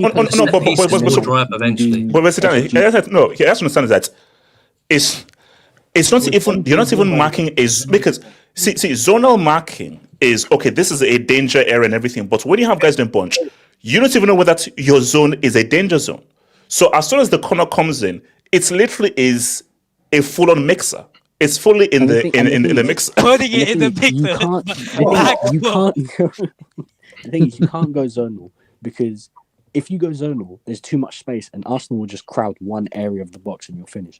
Like, AJ, you know when you play FIFA and it's like you do the corner glitch and it's like you hit it front post and then do the bicycle kick and it goes in. This is what it feels like. Money This man, is like IRL corner glitch. I swear there was like a period where like certain teams like tried like they first put like 3 attackers like they took away 3 attackers from the area, from the corner area to the halfway line, just so like Arsenal could like lose some of their defenders. But they also did man marking, like, and it seemed pretty effective. I don't know why they haven't done that. No, because the issue is that like if you try to do the 3 people on the halfway line, Arsenal aren't going to remove anybody from the box. They're just going to put like, they're going to put Timber, who's not like an incredible header of the ball, on the halfway line because he's got a bit of pace. They'll put Martinelli on the halfway line because he's got pace, and then they'll put like I don't know, maybe a Zubamendi or something on the halfway line to intercept the ball. Everyone else who can head the ball is in that box, and if you remove guys from that box, you're giving Gabriel more space, which you can't do. Like, I'm not gonna lie, I thought this stuff was gonna run out of juice like last season, but this Nicholas Yova guy, I said, HH, if Arsenal win the league, he's chief ogre, whether you like it or not. No, okay. Wait, HH, can I say something? Okay. Before I continue, actually, no. Yeah, let me go. Yeah, Tony, go for it. All right, just for some context, the last time Arsenal won a Premiership, I wasn't even born, so I'm Another AK. Damn, Wait, how old are you? Wait, you're You younger didn't than have to AK say then. that. You didn't have to say that. You didn't You're have to say younger that. than AK then. Yeah, Wait. I think. Wait, how when AK was AK's born? 21. AK's 21. I'm 21 too. Oh, it's August 04. Wait, you Wait, how 19? many members of the panel were born when He's Arsenal won allowed. the league? That's just true.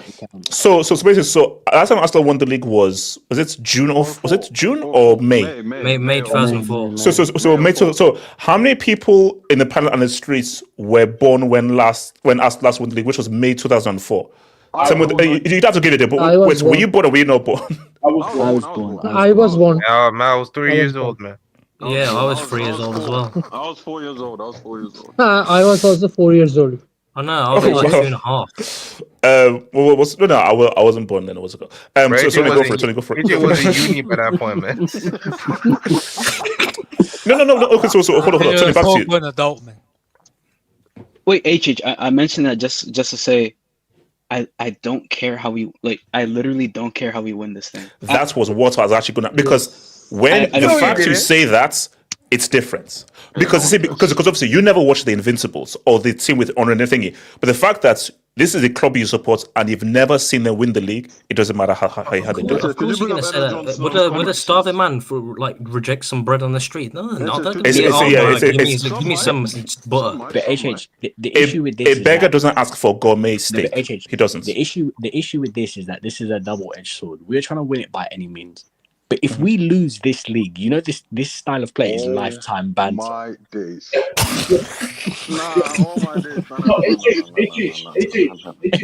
we don't win this league, I'm done, man. No, Money Mace. If you lose this, it's on you. It's on you. Because you have a very healthy lead. You have a very healthy lead in the league. Wait, hold on. Tony, back to you. Tony, go ahead, Tony.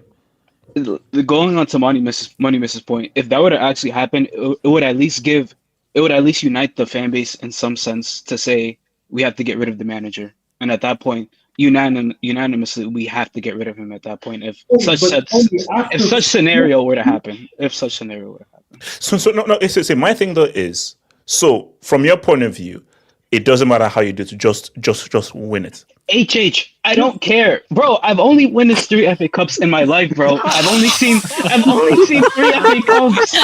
I don't care. I'm desperate. Yeah. I need this title, bro. I need this, bro. I need this title. No, see, that's when because for me, wait, hold on.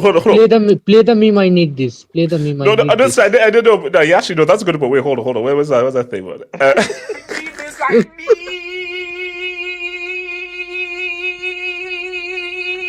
This. Two Community Shield, 3 FA Cups. I've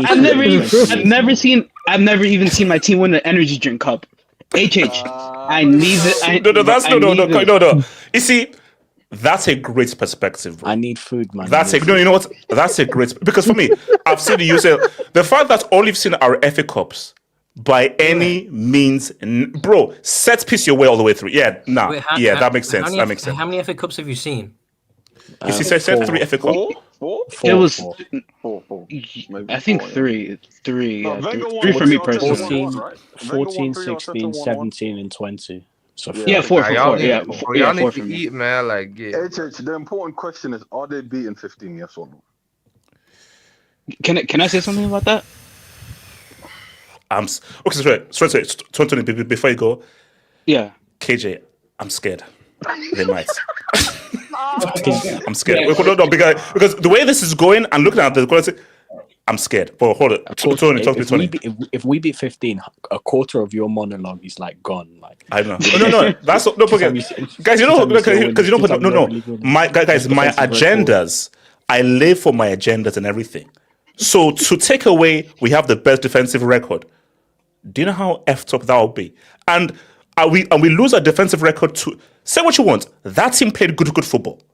Yeah. That team in 045 played better for football than this set piece stuff. So to lose a defensive record to this, Money Mace, I will be pissed off. I'll be very angry if that happens. Get ready for some of the nastiest previous jinx attempts you've ever seen.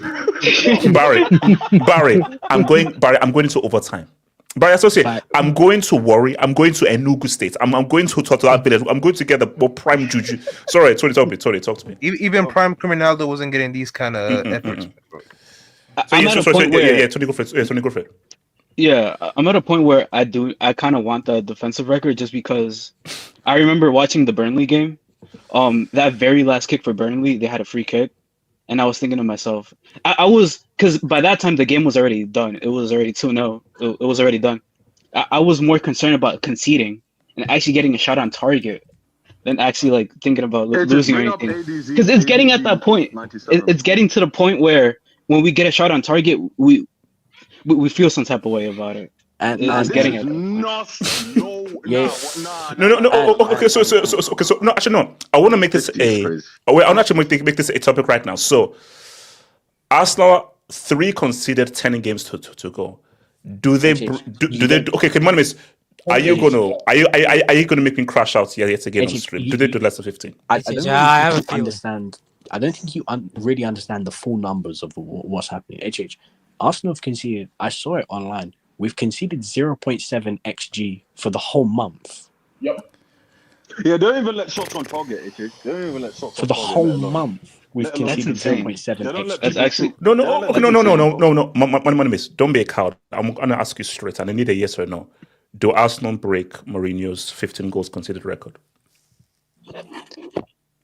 Oh my days! I think we're definitely gonna get close. Like I think. No, 100%. Like I don't see us conceding more than like 25 throughout the entire season, but like that 15 is difficult because there's probably because there can be games where like a team just like they're on fire, everything goes in the back of the net, and we just like concede. Like, bro, Liverpool literally scored like a wonder goal free kick because they got quality players. We've still got to play City at the Etihad. We've still got to play Liverpool again. Yeah, but you only play against one attacker when you play against City. That's all. We've still got to play against Chelsea twice. Still got to play against like. Yeah, they're not conceding 20. Still got to play against Bournemouth twice. Chelsea. Also, we haven't played Spurs yet. We haven't played Spurs. Yeah. So I want to just get a thought. I'll put it on the poll. Who here thinks they break Chelsea's defensive record? Nope. Okay. So KJ, why not? Why didn't you think so? Wait, hold on. Let me go to KJ. I'll come to you. KJ. It's 28 games left. They conceded 3 goals. They're going to concede 13. They concede 12 goals in 28 games. No, they're going to concede more than that. I'm sorry. You know this stat? They haven't conceded 3 goals in like 4 years or something like that. There's been no games where they conceded 3 goals in like 4 years or something. I don't think that's going to be broken, but there are going to be a few games where they will concede at least 2 HH. I think personally. So, Andrew, which games? Somewhere between 15 and 20. I'm not even going to say it's a top 6 game here to us because I feel like it's going to be one of them lower league teams. One day they're just going to catch them on a bad day. Crystal Palace. Personally, yeah, no, they're going to catch them on like a bad day, and they're gonna hit them for like 2. And maybe Arsenal might still win the game, or Arsenal will get like a 2-2. But I don't think they're gonna go through the whole season never concede 2 goals in one game. AJ, did we ever have a game where we didn't concede 2 goals? We lost like 1 game that season, if I'm not mistaken, right? Yeah, Man City. Yeah, no. It was 1 game, Man City. Yeah, we lost 1 game all season. Yeah. And did we concede more than 2 goals in that game? Because I imagine there was probably 1 game. No, it was. I think it was 1-0. I think it's 1-0 Anelka penalty. So HH, did we ever concede more than 2? Did we ever concede 2 that season in a game? I'm pretty sure you did. I'm pretty sure there was like a 2-2 maybe once. Yeah, but that's the thing. Yeah, I think. No, because bro, seriously, Carvalho and that's Adultera were crazy in defense, bro. That defense was good. Do you think the standard? Do you think the standard Premier League attacks now is better than it was back then? I think it wasn't. I think it's better now than it was back then. I think Premier League attacks, particularly the mid-table to lower league teams, I think are better now than they were. See, that's what I'm saying. I think the quality of the for me, is better now than it was. The reason why I'm worried about this is that I'm looking at the league. What attackers are going to shift 2 or 3 goals against this Arsenal team? And because do you know what it is? Also, we're basically a very key thing. We're missing a very key thing. Possession. Arsenal keep the ball a lot because Arsenal they play very risk-averse football. So remember, 04-05, guys were back and forth. Hence why Chelsea actually had to do a lot more defending. Arsenal doesn't actually do a lot of defending because they keep the ball so much. And we're now living in a world of now, it's a lot about hype. You weren't doing high press in 0405, but high presses now, and teams keep the ball a lot. So because they keep the ball a lot, they actually have less defending to do. When they do have to defend, they can't defend. So that's where it's getting, like, KJ, I'd like to say no, but I'm worried. Because it's 10 games gone and 3 conceded. They'll get somewhere between 15 and 20. I don't think this is sustainable. They'll concede somewhere between 15 and 20. 12 goals in 28 games. I just don't see that happen. You have to concede 12 and 28. I don't think. Our defense actually getting better as well.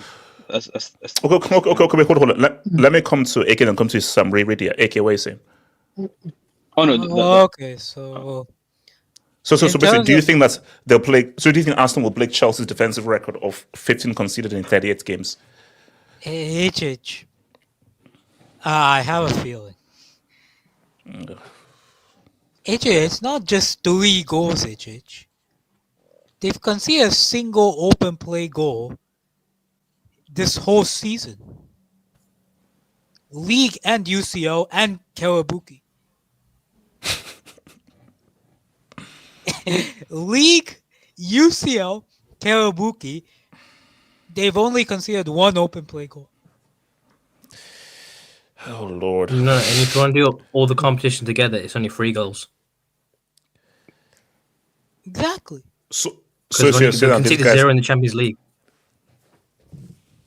This is an all-time defense. No. Do you know what I would love?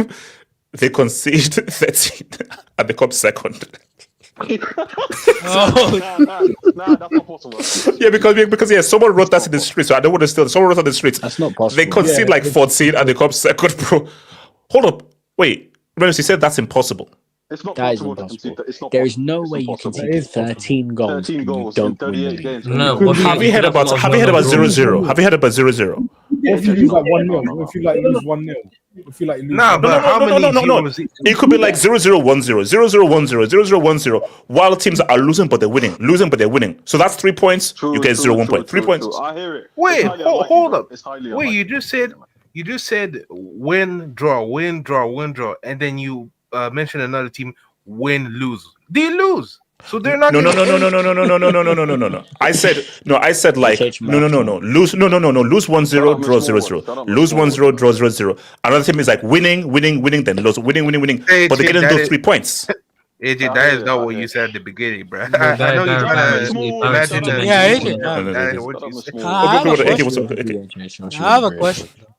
Yeah. Let's say, okay, fine. Let's just keep it realistic here. Let's say they concede, between 15 and 20 goals, which is what I think is a realistic estimate. And they're most likely going to win the Premier League. But let's stop this nonsense. No, they are. Where does this Saliba-Gabriel partnership rank? Oh, that's crazy. They rank as number 1 over Chelsea because we did it in the VAR era. So. Relax, man. See, this is why no one likes Arsenal fans. This is why Chelsea didn't do it in the VAR era. Stop. No, what we're not going to do is put Saliba and Gabriel over Carvalho and John Terry. Chelsea didn't do it in the VAR era. No. Wait. One thing. I've seen the other day, Neil deGrasse AI video. Someone said Arsenal title not going to count because it was in the AI era. So they're going to say that Arsenal lifting the title was AI. No, they're not going to break it. Sorry, 15 to 20. KJ, are you being objective or subjective? No, I'm being objective. I'll take 15. Nah, but legit, like that. KJ, the goal inflation because we did it in the VAR era means that our goals are weighted. No, it doesn't matter. I don't know with that goal inflation crap. No. My things are not. No, KJ, I don't even want them to equal it. I want nobody to come close to that 15 because I need that 15. 30 goals now. Shut up, man. What's the goal? Sam Reader, what are you saying, bro? Sam Reader, what are you saying? No, I think as the season goes, I think they will concede, I think, more than 15 because this season is looking more like, the 22-23 season where Barca lifted the league. Barca also started the season in similar situations. They were conceding, very less goals. In 9 to 10 matches, it was looking like similar to Arsenal. I think 2 or 3 goals conceded, something like that. But as the season goes on, there will be teams like Crystal Palace who will score goals, or teams like scoring anything out of nothing. Matches will come like that. I would think Arsenal will win the league. Samir, they've not conceded an open goal in ages, bro. Boy, it is what it is, man.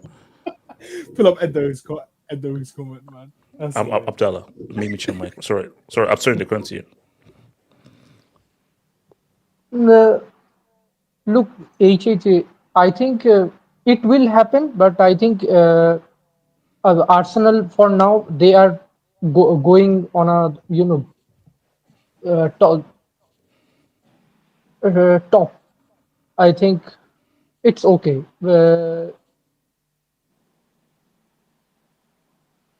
It's okay for now.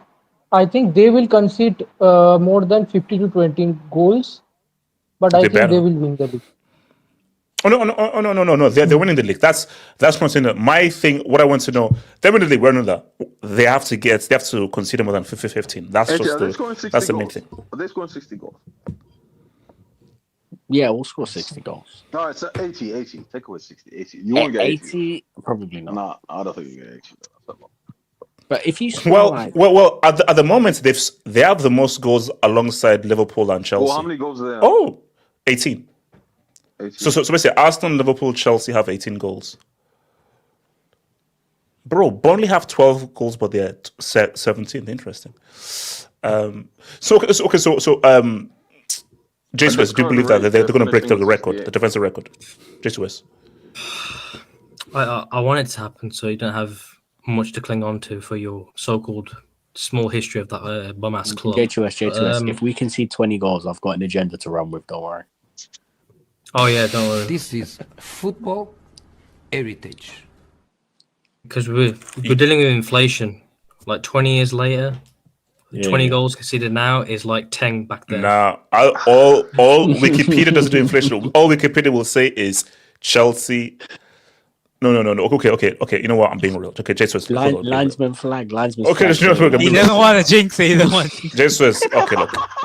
Jesus, like I need this record. I need this record to sustain. In all seriousness. No, guys. Okay, no. Jokes apart. Jokes apart. I need this record to sustain. No, but why is this record so big to you? It's not a unique record. Like other teams in other leagues have great defensive records. Like this isn't the greatest defensive record in all of league history. It's only a terrorism record, bro. It's a terrorism. No. Defending is a big part of the game. AC Milan, like I'm pretty sure they have a league season where they conceded 10 goals or something. AC Milan had 10 goals. It was 11, I think. 11. What's the La Liga Bundesliga league on? Liga, I think like 18, no? I think Atletico is like 16, I think, maybe. Nah, 16 is too long. I don't think so. I doubt any team's ever. It's either 16 or 18. Bro, I've got a number here. I've got it. Well, okay, this is in English football right now. So, Chelsea, the closest to Chelsea is Liverpool considered 16 in 78-79. Burnley considered 16 24-25 in Division 2. Yeah, they play ball. And apart from that, but Chelsea have the best. Now, I need to just see whether there's a worldwide record. There is not, but there I'm is pretty sure the worldwide. Will you also check other leagues who have considered very late least goals? I doubt the La Liga record is 15. And I doubt the League on record is 15. La Liga record's 18, maybe. 16 or 18. All right, 18 then, yeah. We beat that as well then. Actually, wait, hold on. Right. Does Mourinho have the best defensive record in all? Yeah, in all of it. No. Money Mace. Don't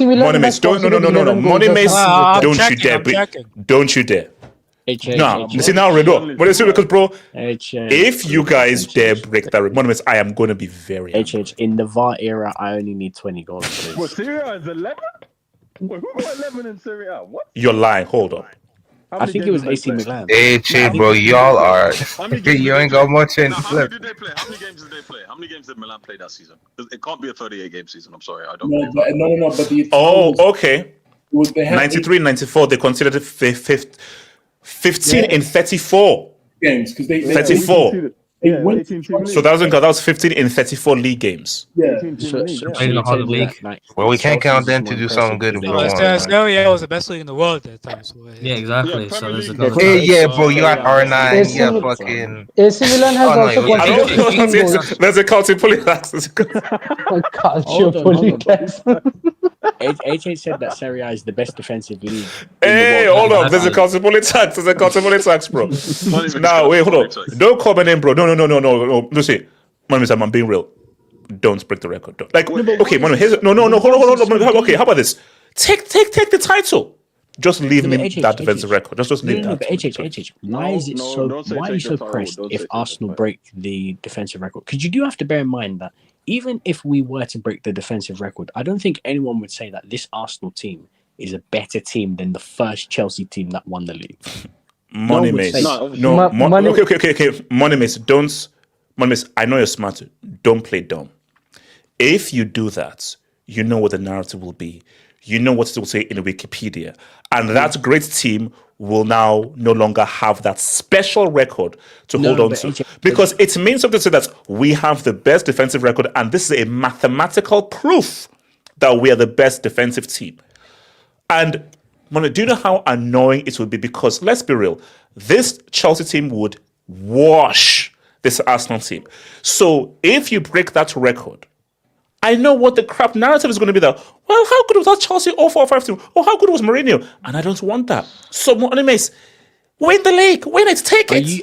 But continue 20. Continue 25. We will feast on that hangout. HH, are you preempting that if Arsenal were to win the league with that defensive record, that I would come on stream?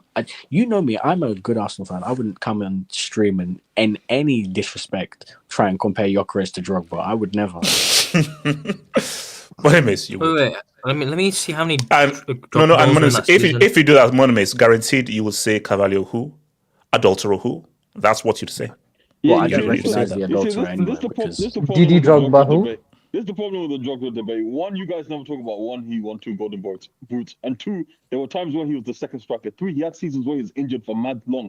But people they'd rather talk about the seasons he had rather than the goal for game. KJ, why did he let his country down in 2 AFCON finals?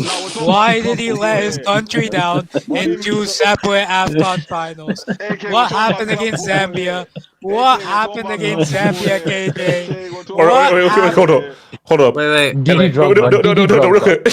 Elijah. Elijah, can you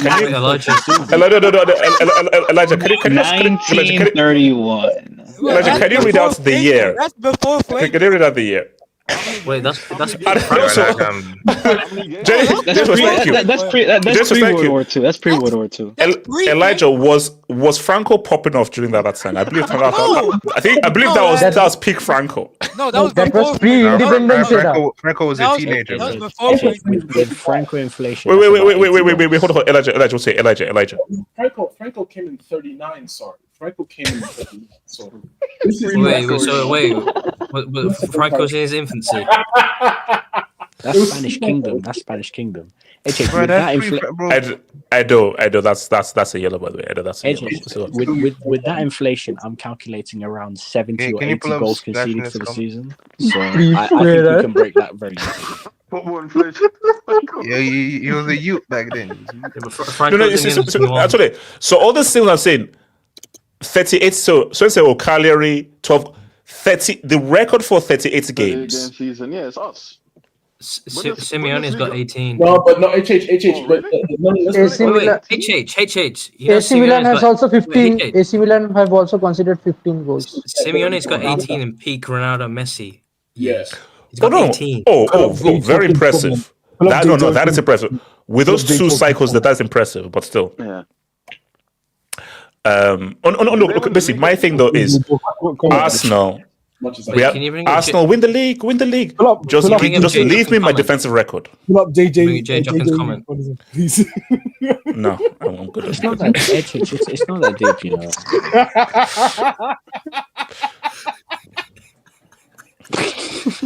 Bayern conceded 17 and 15. I don't know what that laughs about, but Abdallah, that's Cielo, bro. I don't know what that laughs Abdallah was about. laughing that there's no tomorrow.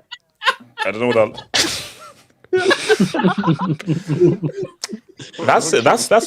That's a pretty aggressive laugh to the fact that we were still colonizing and everything. So Let's be honest. If the defensive record is broken by Arsenal, you're just going to come on here and say I don't have a UCL. So what's the point? No. Money Mace. No, but Money Mace. I will say it desperately. Okay, and I will say it through. You see, I say it now with glee, but I will say it a lot venomously. And Money Mace, I'll probably just start swearing and just start shouting and screaming. And Money Mace, I don't want that because Money Mace, my stress level is already very high because I was fighting some extremely hard bosses on Shadow of the Colossus. So I need to reduce my stress levels. I don't need my stress levels to go into overdrive by having to deal with an Arsenal. Wait, Money Mace. What if you do two birds, one stone? You do the defensive record whilst also win the Champions League in the same season. Yeah, that's God forbid. No, you see, the thing is No. You will burn in hell when I'm through with you. Money Mace, if that happens, I'm out. Yeah, I'm done. I'm done with it. Wait, hold on. Let me say it right there. Okay, that's too much. I want. No. KJ, standard. If Arsenal win the league, win the UCL, concede 14 goals. Yeah, just relax. Here's the thing. Bro, for real? I think right now we're favourites for the league. We can do something in the FA Cup. The dream really is, listen, forget the defensive record. The dream is that I do want to be the first club in London with a treble. That is the ultimate dream. Like, over my dead body, bro. No, guys. Wait, hold on, guys. What if Arsenal sets piece their way to a treble? Guys, do you know that's like Doctor Strange's like worst alternative universe, bro? I'm in NBA, man. I don't know. Bro. No. See, here's the thing. See, I'm done laughing. I'm done laughing at anything is possible, bro. As Neo said at the end of the Matrix, anything is possible. So I will not come here and say, Arsenal, you said no, because it can happen, bro. Mark my words, Arsenal can win the UCL because we're in a very different football world right now. Wait, I have a better thing for you. Wait, hold on. Barry, I'm coming to you today. Barry, wait. Think about. Oh, sorry, Manu. No. Wait, hold on. Look, Barry and then Barry. Okay, think about it well, because there's about a month and a half, 2 months. These two things could happen. Would you rather an Arsenal set piece treble or a Criminaldo World Cup a month later? No, 2 months. Criminaldo World Cup now. He wants a criminal World Cup. So hold on. The set piece treble, does that come with they break the defensive record as well? Yes. Yeah, you will. Yeah, it's all included. Forget the record. If Arsenal ever did the treble, you disappoint. All inclusive. Barry, you can ask me that, bro. No, Criminaldo. You don't have Criminaldo. Barry, you can't ask me that. Sweating, man. But Barry, hold on. Barry. What if both happens? I'm going to Nepal to become a monk. Okay, no. That's just like someone is after you, like that. No. I'll do Hangout from Nepal as a bald dude with a Buddhist as a monk. You're already bald. You are already bald. I'll do Hangouts like this. Well, you're already halfway there. You don't need to shave. The treble is like a little bit of a. That should be a yellow. No, but it's a warning. But which one? Which one? Yellow to me. You gave me a yellow for laughing like that. He'll never answer. Come on. No. But Barry, I can't answer that. I can't answer that question. I can't. What's go? So KJ, is Michael with the KJ? Yeah, what's up, Patriot? Yeah, I'm here. All right. What is the secret to Mbappé's amazing form so far? Oh, here we go. Here comes his glazing. Hey man, this brother, man. Look, what is the secret? Look, man, I hardly ever watch Madrid play. Some But tranny right, girlfriend, if maybe. wow, okay, that's a yellow. Yo, whoa, Yeah, whoa, that's a whoa, booking. That's a That's a yellow. booking. Yeah. That's a book. Sorry, That's guys. wow. That's wow. That's a yellow. Is he wrong? Is he wrong? Is it on? Someone said it, not me. What's the continue, KJ? So what's the secret? whatever he likes, man. Mbappe is what is it? He's starting to look more like PSG Mbappe, you know, the all action, the one who actually had the first touch, the one who actually dribble past players, all that stuff. Look, AJ, he had a great goal scoring season last year, towards the end, obviously. But not the start. The start was pretty bad if you remember that, right? I think the guy's just getting more acclimatized to his surroundings. I also think that Alonso is just a manager with a more set type of playing football. You know what I mean? And So, the fact- I mean, good. would you say he's the coldest finisher right now, or do you think it's Kane who will get to in the next section in the ban? No, it's not. In terms of, okay, give this guy a 1v1, it's a goal. No, it's Erling. It's still Erling. Erling's the best striker in the world. Like, what are we doing? You say he's the best striker in the world. Don't you ask me if Mbappe is the best finisher? Like, pick a side, man. Look, Erling is the best striker in the world, so relax. Mbappe right now is probably the best player in the world, in my opinion. Edges Kane because of the league is playing in. Yeah, look, I think that Alonso, look, the team is just better last year. Can we just admit that first? Like, last year, they were horrible defensively. Partly because of injuries, partly because of... No, but you know what's so weird? Like, Mbappe won the Golden Shoe, but he had a lot of... like, last year, how do you win the European Golden Shoe, but you have so many banter meme games? Yeah, no, Bro, he did. Shout out to the drink fest. Early 2025, he was going crazy. Yeah, he didn't have a good start. Remember that people were cooking and people were saying, was he worth the money? Is disrupting Vinny? I mean, like, this is basically, it's got so bad, this happened. He did it anyway. And then... Nah, getting cooked by Connor was crazy. Do we get part 2 this week? Connor, Wait, hold on. Continue. KJ. Your question is, what's he done? I think he's just become more set in his in the team and the system. I think the team is better. Like I said, I generally think the team is better. Bellingham has, come to form as well. He's what's his name? Growing his game. So do you think that this is we're seeing the best version of Mbappe right now, or do you think that the best version was at Monaco or in 2018? I would say. You see, because I've always said that I feel it's weird. I think Mbappe was a better overall football player at Monaco, but I think he's a much more efficient finisher right now. I think in 2022 we had the best balance of it. Yeah, he still had skill, but he was I was about to say, was that the season he scored a hat trick against Barca at Camp Nou? Nah, that was the year prior. Yeah, that's a 21-22 season. Oh, no, that's in 2021. 2021, yes, I think. Okay, my fault. Yeah, I'd say that was probably the time where you said you had the best balance of Mbappe. You're talking about him as a finisher. I think his last season at PSG, I think he had his best ever goal scoring season, but that's just because the role in his team was more to be the centre forward, as you say. If you think about it, at Monaco, it was still Falcao who was the predominant goal scorer. And at PSG, it was still Mbappe's. It was still Neymar was still there. Remember, Cavani had like a 50-goal season there, all that stuff. So I think, similar to other players, just when you're put in that position to be that main goal scorer, you can just go into it. I do think that, yes, just because just because it's his biggest role, so it's his main role in the team, I'm not surprised that he can do it. Does it take from other parts of his game? I think inevitably. But we all know he scored the most goals that a player's ever scored in a season, in a debut season for Madrid, right? Even more than Criminaldo, whatever you want to say, right? But the goals need to mean something. That's what I'm saying, though. That's what I mean. I'm saying that now, right? Now what we have to do is, you say it doesn't matter how much you score, matters when you score. Now he has to lead them to a league title, and he has to, and the UCL, and the UCL. Let's be honest, that's the last sort of crown in his trophy cabinet that he hasn't obtained yet, and the Euros obviously. But yeah, I think in my opinion, I do think that he's. So are we seeing are we seeing the best of Mbappe right now? No, we're seeing the best of Mbappe as a striker, but then again, he's only been a striker for 3 years, right? And yeah, this isn't the business end of a season. Let's hope he can keep it up. And he has to carry into the World Cup. I mean, he's Mbappe. He always does in the World Cup. To be Oh fair. no, it's. I mean, like it's. Look, bro, it's bro, KJ. I think he wouldn't do it because very very few people have 2 World Cups.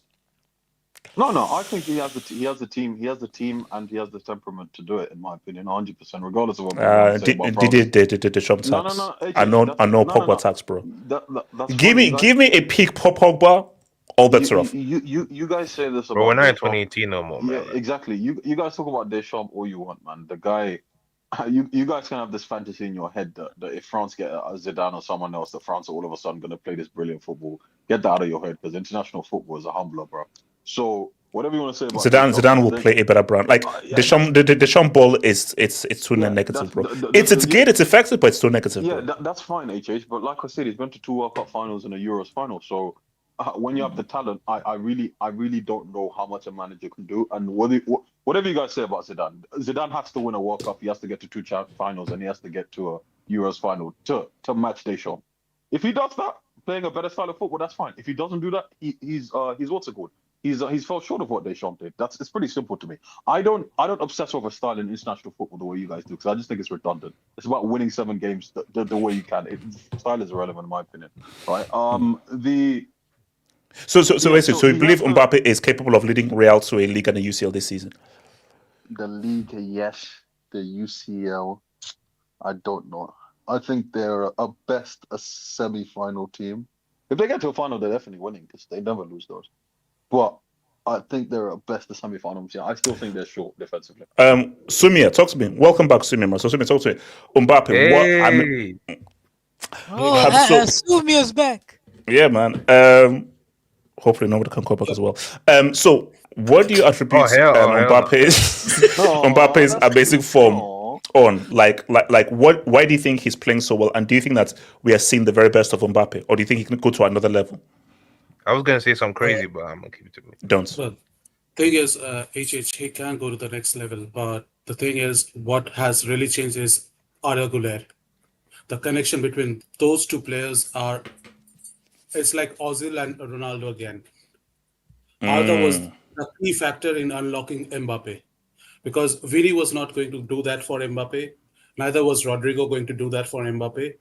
It had to be someone who was feeding the balls to Mbappe. And also Ancelotti did not trust Güler. He hardly played him last season. So that's the biggest change which we had this season. First thing, what the change which we saw is the defense factor. We are not defending like the way we were last year. We are compact. So that gives freedom to Mbappe to make his runs. He doesn't have to defend. Vini is defending. And what the other thing I have seen, Xabi has introduced Mbappe pressing. We didn't see that. We never saw Mbappe pressing. Mbappe is pressing. And that's why he knows where to be, and Arda is playing the ball to Mbappe to get those goals. Because if you saw the second goal, it was a pinpoint ball from Arda to Mbappe, and he knew that the ball was coming to him for the second goal. So that's the biggest change which I have seen. And as for what I can see, if Jude comes back with the form he has, and Endrick, I would prefer Endrick to play on the left wing instead of Mastantuono, because Endrick has raw pace which can be used on the left wing. So these are a few changes, and the biggest change or the biggest player this season is Tchouaméni. His role as a defensive midfield has changed a lot since Carlo Ancelotti, because if you remember, the whole stadium was booing the hell out of Tchouaméni last season, and he has picked up form. So those are the few changes, and I don't know whether I can say that we are winning the same UCL or not, but leagues, yeah, I think we can do the league. No, look, I'm putting Real for the league, but what do you think you're missing from saying that you could win the UCL? I haven't seen the peak of Real Madrid till now, Because what I found, what I'm looking at Real Madrid right now is the first half we are dominant. Second half, I don't know what is happening, but we are letting the teams come back to the game. Even Valencia had a couple of chances. Why we are allowing that? We need to be ruthless. If it's if it was the Real Madrid of past, this would have been 8-0 or 9-0. It should have been an 8-0 or 9-0, but we were comfortable. But if Mbappe maintains this form, and the defense doesn't make any mistakes, isn't that a platform to win the UCL? Knowing the game winners, the experience, Vini has been there, Bellingham has been there, other guys have been there. If Mbappe maintains this form, is this going to be a finisher? Gula is saying what's up. This is a foundation to win the UCL. Honestly, I don't trust Vini right now. Honestly, I don't trust Vini because what I'm looking at Vini right now is he will play the first 20 minutes with his utmost focus. Then he will be loitering around, because today I also saw the part of Vini where he was very good in the first half. Second half, he was just loitering around, not pressing on the left wing, not chasing the balls. And Mbappe was doing that. So if we struggle, that would be because of Vini. And I would replace Vini with someone else, because Vini is not that kind of a focus guy right now. His head is gone. So you'd want Vini to be sold? See, again, as I've always said, I don't care which player comes to this team. I don't really care. I just need Real Madrid to win. So if it comes to a point where I need to sell Vini, I am open to that at any point in time. If that gives me Haaland, I'm open to that, because How about Haaland Greenwood? coming. Are you taking Greenwood? No. You said anyone. He's not been in form. He's not been in form so far. 200 million and you're getting Haaland. 200 million. So You're not getting him on cheap. Wait, can you just drop a brick? Yeah, hold on. 200 million. How's that? Yeah, how's that no. brick? That's a break. How's that brick? You got a contract till 2024. Thank you. It's for the culture. Sumi, go For for the it. culture. The reason why I like Haaland is because what I saw the best of Mbappe was with Giroud, who can actually a striker who can control the ball, and then Mbappe plays as a supporting striker. And with Güler in the midfield, acting like Pogba, we can get back the Mbappe of 2018. So Mbappe has a lot of potential. It's just the twitch, some nitty-gritty in the team, which we need to take care of. Like, we need to get rid of Rodrigo, Vinicius, Endrick. These are the three players I need them to go right now. Just go from this team, and then we can build up front. All right, so let me get this. Shout out to your boy, Sky King. Arsenal win if they concede only 15 later in the 38 games. What does he mean by this? Wait, should we just drop one again? No. I'm not drop going to a brick. brick. No. I mean, Sky, thank you for the door, but I have no idea what this means. Are you saying that they will only win if they concede 15, or if they concede 15 later? All right. Shout out to the dope man. Shout out to Copson Demands. We thank you for your service, Nikki. Okay. First of all, who is Nikki? Second of all, is that Yamal with Yamal's ex-girlfriend? Wait, HH, have you not seen the timeline? HH, have you seen the Barcelona fans? They're celebrating like they won the treble again. It was crazy. Have you seen that touch? You know the touchline account. He literally did the survey. Why do you think they broke up? All right, okay. No, why are these guys so let's just discuss this very briefly right now. Was she an inside injured? She's white. They're saying Perez had a phone call with her. God, so are you saying that she was planted in to mess up Yamal for the El Clasico, and now that her job is done, she's out? She's saying. I thought she was a Messi agent, not a Perez agent. Nah, because they're saying there are two different sides. So they're saying she's either a Messi agent or a Perez agent, but they're saying that she was planted to give STDs to Yamal. And since Yamal is currently suffering from a pubic injury, her job is finished. No, let's be honest, all right? Let's be honest. Why do a bunch of people care about what an 18-year-old is dating? Are people so weird on Twitter? Because no. Basically, KJ, it's the real reason why. Why does Messi's wife have millions of followers? That's the man's wife. She doesn't play football. But people are like, they literally comment on her page to say, "Oh, how's it?" Wait a minute. This, and I know you may love the football player. Why are you following his wife? She was key to the success. The after game massages and everything, bro. Key to success. Wait, what do you give Messi's wife for the eye test? Bro, come on, man. We're not doing this. We're not doing this. No. All I'm saying though is that. So we're saying that she was, because they said it was an amicable breakup. So you're telling me that she was there to mess him up for the El Clasico? Was there to give him STDs, man. What are we doing? Okay, the condition he has is the same thing that Messi had when he was a kid as well. So does the same. Yeah. No. Wait, hold on. Sumia. So Messi had. Where is Sumia? Sorry. Here's Sumia. Go for it. Pull up Cosmic's comment. Messi had a heart condition. This one is a very bad condition because this is with his hip bone and pubic area, and this doesn't have any cure. This one doesn't have any kind of cure. Did you get it recently? So his career is messed up right now. He could lose football forever. Well, that's a bit too far. Whoa. Because of you. That's very extreme. So you're saying that his career is now done and he's now finished because of this? Come on, bro. No. What's it called? It can't be cured, but there's ways to manage it, which he's going to be doing, obviously.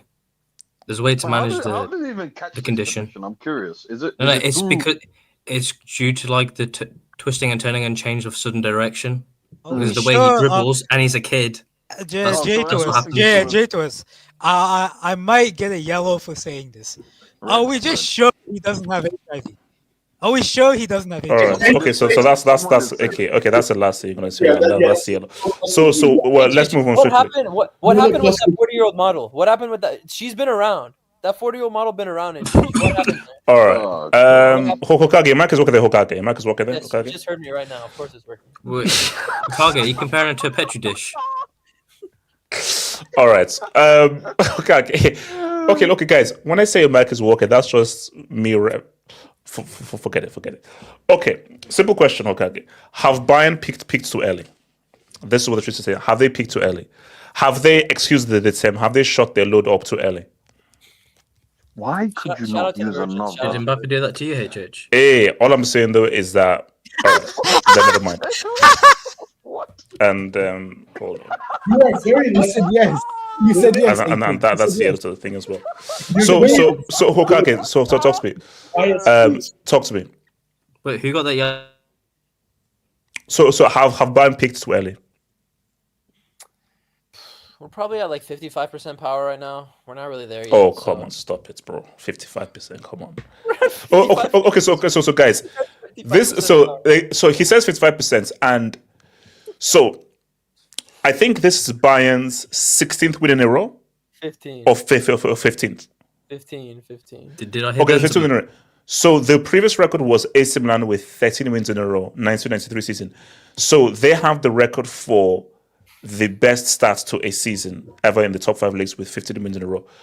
Hokage, it's more than 50%. This is more like 80, 90%. All right, 60%. Bro, HH, we're not even like, we don't have to work hard to win right now. That's what I'm saying. Like, you see these wins and we're not like, we don't really have to flex our muscles, bro. Like, we're not really. So you believe that you can go up several more gears? That this isn't near your best? I mean, you'll see probably the best this team can play on Tuesday, but Champions League Hangouts tomorrow. But, bro, when your best player is not there, you're only at 60-70% power maximum. Our best player isn't here, bro. So when our best player comes back, It's gonna be bad, bro. It's gonna be bad for Europe. Wait, It's gonna be Musiala's better than Harry Kane.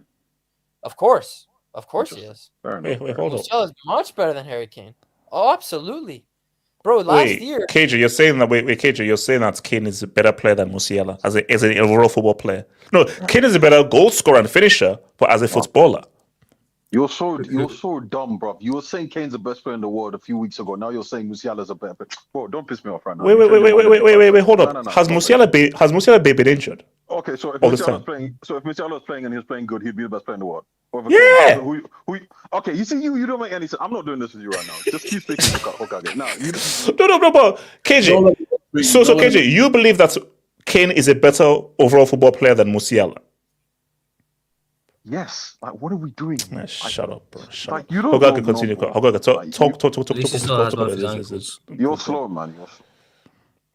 And you're lambing. The reason I say that is, I mean, a lot of you guys don't watch Bayern week in, week out. In Kane's first 2 seasons, I mean, the general performance, Musiala was always the driving factor and creative force of this Bayern team. Last year, for Bayern, Kane and Olise, they didn't really get going until February.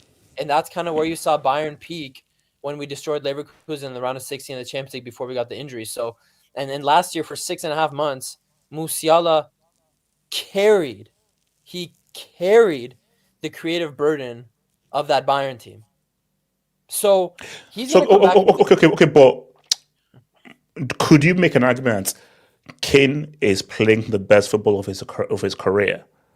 So if this is the best football of his career, then an argument can be made that even if Musiala comes back, Kane might still be the best player if this is really the best he's ever played in his entire career. Maybe. I just need to see what Musiala looks in this team, because the thing with Kompany is the main reason, although I still think he misses loads of chances, the reason why Bayern's attack has kind of one-upped itself this year is because of Luis Diaz. Because with last year, and you could really see this in the Inter tie especially, the clutch moment, those big games, with the injuries we had, we were way too dependent on that right side. If you rewatch those Inter games, bro, with that bum Leroy Sané on the left side, zero threat. Everything ended up going through our right side for after Musiala's injury. Now when Musiala comes back, now that we have Luis Diaz, bro, we're multifaceted now. We could play just as well on the left as we do on the right with Olise. And now we're going to bring in, probably, in my opinion, the best number 10 in the world, the guy who's able to maneuver in the 10 position better than anyone else and create goal-scoring opportunities and goal-scoring chances for his teammates through that middle, through congested midfield with Musiala. It's going to be good, bro. Tune in for If you want to see real football, if you're tired of this Arsenal set-piece shit, bro, turn into the Bundesliga. Tune in for real football, bro. Yeah, one month Arsenal. Time to teach you a lesson. Time to teach Arsenal a lesson. Give me 1 month. I see you in 1 month, Emirates Stadium, bro. We're going to teach Arsenal a lesson. Hey, wait, hold on. Let me come to Abdallah. So, Abdallah, do you feel Bayern have picked too early, or do you feel like if not, they can get even better during the rest of the season? They've got so many gears to increase by, in my opinion. Based on what? They're just getting started, man. You can clearly just see there. How many games you watched this season? Okay, I'm not just going to throw you out at this race, bro. So you feel that when Musiala Davis comes back, they're going to go to a very different level. Come on, when you've got one of the best players in the world out and he's not even available, and you're just going to add that on top of what you're doing right now, of course you've got many gears to increase by. Is that fair to say? So why not? And I think Bayern could be the one of very few, if not the only team that can actually humble Arsenal. Do you see a cheeky treble this season for Bayern? Cheeky treble? 100%. Minimum a domestic double, but 100%. I think a treble is. You're saying like that's something big, but what's a domestic double? Bayern Munich, a domestic double is the least that should be expected every single year. AK, for a guy who came from honestly, bro, domestic, bro, the Pokal is hard for Bayern to win. Like, we don't win that every year. We haven't won it in 5 years since we won the treble. The Pokal is just like, look, the Pokal is tough. The Pokal is a tough The Pokal is what the Bundesliga trophy should look like. It's what the Bundesliga trophy should look like. You're not wrong. You're not. No, so wait, hold up. So, how much do we rate this record that Bayern have, or are we saying a Bundesliga tax? No, it's hard to do. I respect it. It's hard to do. Thank you. That's what I said. Because see, say beat the only world once. champions. They beat the world champions. And Gusto tax. No, because I say only once. Like, yes, they own the Bundesliga. Yes, it's a one-team league. To have all wins is crazy. It's one thing to be like, okay, go unbeaten, crazy, but to just win every single game. And the fact that the last time a team went in run like this was in 92, 93, you've got to give it up. But the issue though is that so KJ, do you think they have? This is too early. No. He said 60%. You know what? I think the Musiala and Davies does improve Bayern Munich, right? But I'm sorry, this Musiala narrative. I know you suck him off because he dribbles. I know that's why you love him. Hey, yo, pause. Come on, man. What's it called? No. We know why you love Musiala. It has nothing to do with the fact that he plays like Bambi, right? That's what they call him at Bayern, Bambi. Look, HH, last season, what was their Achilles heel? Had they not had 50 injuries, they probably would have been Inter of those two legs. That's probably not an unreasonable thing to say. Yeah, they had the chances. Yeah, so, and Kane sold. This season, Kane is looking like the best version of Kane we've ever seen. Now, the problem is, can he maintain that physical? It's taking a lot out of him. Obviously, you can tell. No. Let's say it's physical. In May and June, is he going to show up in that semi? That's what show up in that final? Is he? No. Look. Creatively, obviously, Musiala takes the burden off him, right? Goal scoring wise as well. Musiala can contribute what? Double figures, 15, 20, right? So that will take the burden off Kane. Now, I don't doubt Bayern's ability to score. What's their weakest area? Hokaga probably tell me. It's probably midfield, right? If I'm not mistaken, midfield is probably the area whereby if Bayern were to come up against one of the elite sides, right, you might struggle. Left center back is probably our weakness. I mean, bro, when we play other that's why we'll see that on Tuesday. But yeah, that's what I mean. We don't really get washed by other midfields. No, I agree. That's fair. Tuesday is probably your first. Okay, let's say you come up against an elite team. That's probably where you could say your Achilles heel is. Maybe left center back, but yeah, I'll say it's an area. Maybe it's midfield. I don't doubt your ability to score. I mean, Neuer's not his best anymore, but he's still probably a top 10 goalkeeper in the world at the least. Let's be honest, right? There's not a lot of competition. Yeah, it depends. Look, Musiala has to show up. I back Elise to turn up. Kane and Musiala have to show up when those Champions League late Champions League games here. And I'll be honest, you're talking about fatigue and all that stuff, and have they peaked too early? There's a possibility because when you win 15 games in a season at the start of a season, a loss is sort of like a shock to your system, right? And it will help if you have better players back. But look, PSG have not been great this season. I wouldn't be surprised if they beat PSG this week. No. Save it. We'll save it for the user preview. But so you believe that Bayern can get even better? That they've not, because again, I've seen this story before. Teams that are amazing in the first third of the season, second and third teams are not so good. We saw it last season. PSG, a bit shaky. Then they peaked at the right time during the end of the season. So I tend to just teams that are supremely amazing earlier on. I'm like, can you maintain this? Whereas the teams that are not so good, you just never know whether they may actually improve. It goes down to your squad depth, it comes down to squad depth. That's true. And Bayern, look, I think they probably have a stronger squad. Now, who were their summer signings? Right, it was Luis Diaz, Nico Jackson, who scored today. By the way, I watched the first half of that game. By the way, they didn't without Kane and Elise. By the way, Kane and Elise were on the bench today, and Nico Jackson and who else? Who else was the third? Did they sign someone else? Tom Bischoff, yeah. Midfield signing and then a defensive signing as well. So yeah, they did improve their squad from last summer and they didn't lose anyone, right? Which is important. So yeah, on paper, at least they have a deeper squad than they did last season. And Leonard Carr coming through, because I'm pretty sure he wasn't a big player last year, right? So yeah, on paper, they are better, but other teams are also better. Madrid are better than they were last season. City were can't possibly be worse than they were last season. Arsenal are on paper better than last season. So it's up to Bayern to I think they should be at minimum a quarterfinal team. What's it called? In the quarters. Can I speak on Bayern Munich? Hey, let me go to Elijah and then to AK. So Elijah, what do you say about Bayern? Elijah. Sorry. Since I've been working on my job, if you know my job, I've been watching Bundesliga all day. It's just that Bayern team is nice. That Bayern team looks good. The thing is, in order for them to be maximizing like their results and their chances, all you got to do is just get the squad rotation right. You can maintain that consistency all the way through. The thing with PSG was once they won the league by a silly margin, so they didn't have to play the best team all the way through, say from round 16, 17 to round 34. They didn't need to do that. Bayern can also do the same.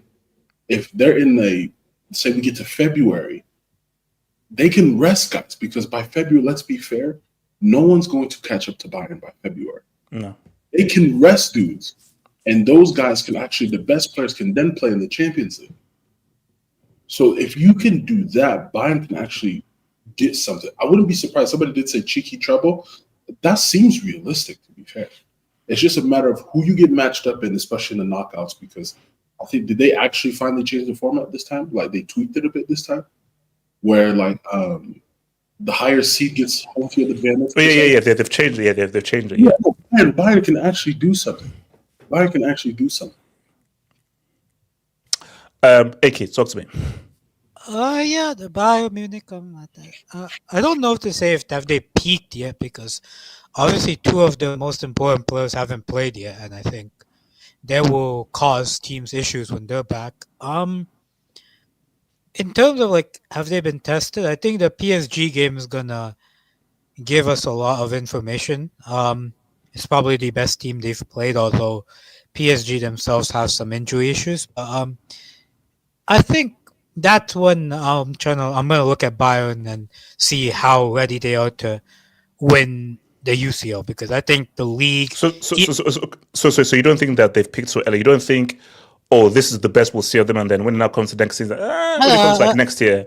I think in terms of like players, I think the players that they're missing, like they should cause more impact on the pitch. Like they should make a difference. They're not just like random players. They're difference making players. So I think I don't think they've peaked yet, but I still have to see against like how they perform against the bigger teams, the truly elite sides in the UCL. Also, Okage watches you watch Bundesliga, right? Like other teams as well. Do you know about this Yan Diomande kid? Yeah, Leipzig. I'm telling you, bro, Leipzig have 4 more players that Premier League guys are gonna come in for 90 million each, bro. They're crazy. Red Bull system has crazy. HH, don't be surprised if Chelsea splash 100 million on Diomande, bro. Hey, bro, like it is what it is, bro. Baller. It is what it is, bro. So okay, AK, do you believe when it comes money time, Kane will cash that check?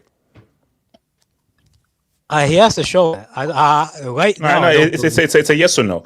When it comes money time, will Kane cash the check? What? You know what? I'm gonna go based off historical evidence here and say no.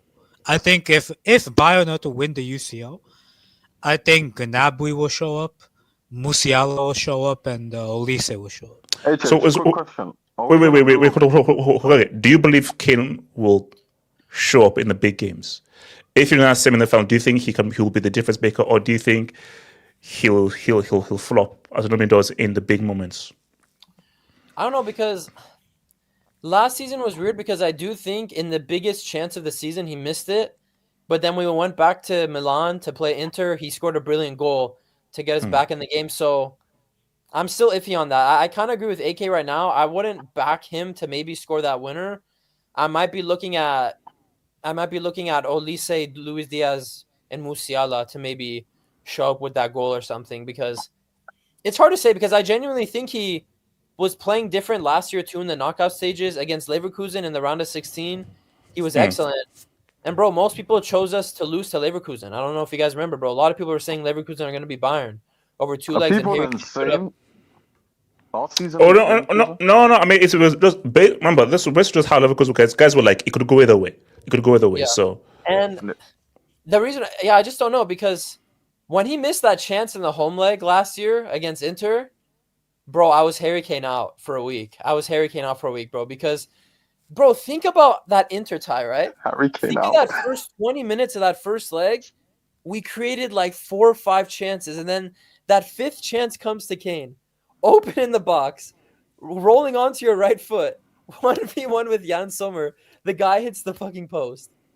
And so, and I think so. That's the thing. where I'm like, it's a genuine. I'm not like saying, oh, you guys are. It's a genuine question, bro, because he did that, and then in the next leg to get us back into the game, he scored a great goal against Inter within their box in bottom left hand corner. So I just don't know with Harry Kane. He's like, for these no, because see, that's my thing, because the big moments, this could he's an outlier. Yeah. He's I don't know.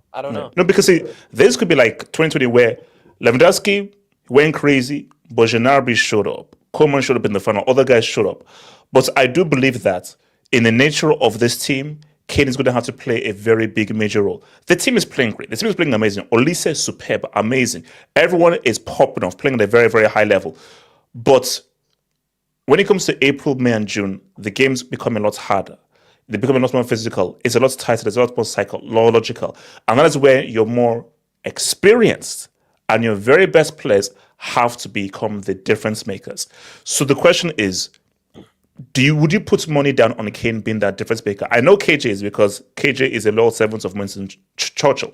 So, but I just have my questions. I think because we saw what happened against France, and here we spent a penalty for, and we've seen Kane in many finals be ass cheeks. Yeah, I think another factor you're not playing into here is like, we're talking about Bayern, we're talking about the team. Bro, Vincent Kompany is just another. I think he's. I want to see him in more big games, bro.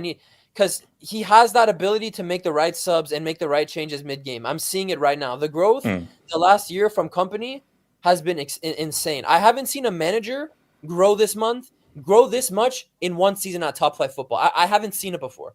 The amount of growth, his ability to come from Burnley, manage this big dressing room, all these big players. And also many people were like, you're hiring the Burnley manager who got that team relegated, and this was like the 5th, 6th choice. Someone said it in it, not me in it, but me, person was all in it. But someone said it in it, not me in it, but I agree with that person as well in it. But I didn't. I was not the one that. Look, everything is going great, and I am super happy for Kompany, but we have to see in March, April, May, when it's like, okay, this is, because for me, I feel they've won. Unless something crazy happens, we go to a crazy losing run. I think that the league is gone. I have a question. I have a quick question. Wait, what's the question? Okay, what's the question? If Kompany wins the UCL, is he the first black manager to win the UCL? Yeah. His manager to win the UCL. Yeah, we'll be there. Okay. And also, that's a win for Congo. So then basically Misby Nation, and they can celebrate, Although there's a very big image Cameroon very little on this one. Elijah, he chose Belgium. Okay, that's on what Elijah said with rotation. This season he's got a lot better at that. And this Leverkusen game today, bro, we played 7 B team players or 6 B team players, and we washed Leverkusen 3-0. Like, it wasn't even a challenge today. So I'm really looking at him to rotate more in like the Bundesliga games or whatever. But, bro, we just rested, like, for example, Lise, Kane, Luis Diaz, Pavlovic, Upamecano, all for this PSG game on Tuesday. So, bro, I think Tuesday, my tone might change after the Tuesday game, because this is like the first Chelsea, world champions, but I get it. But like, wait, we're still you guys were saying world champs. It is what it is. Okay, guys, so I'll see you guys tomorrow. One love, peace, one love, peace.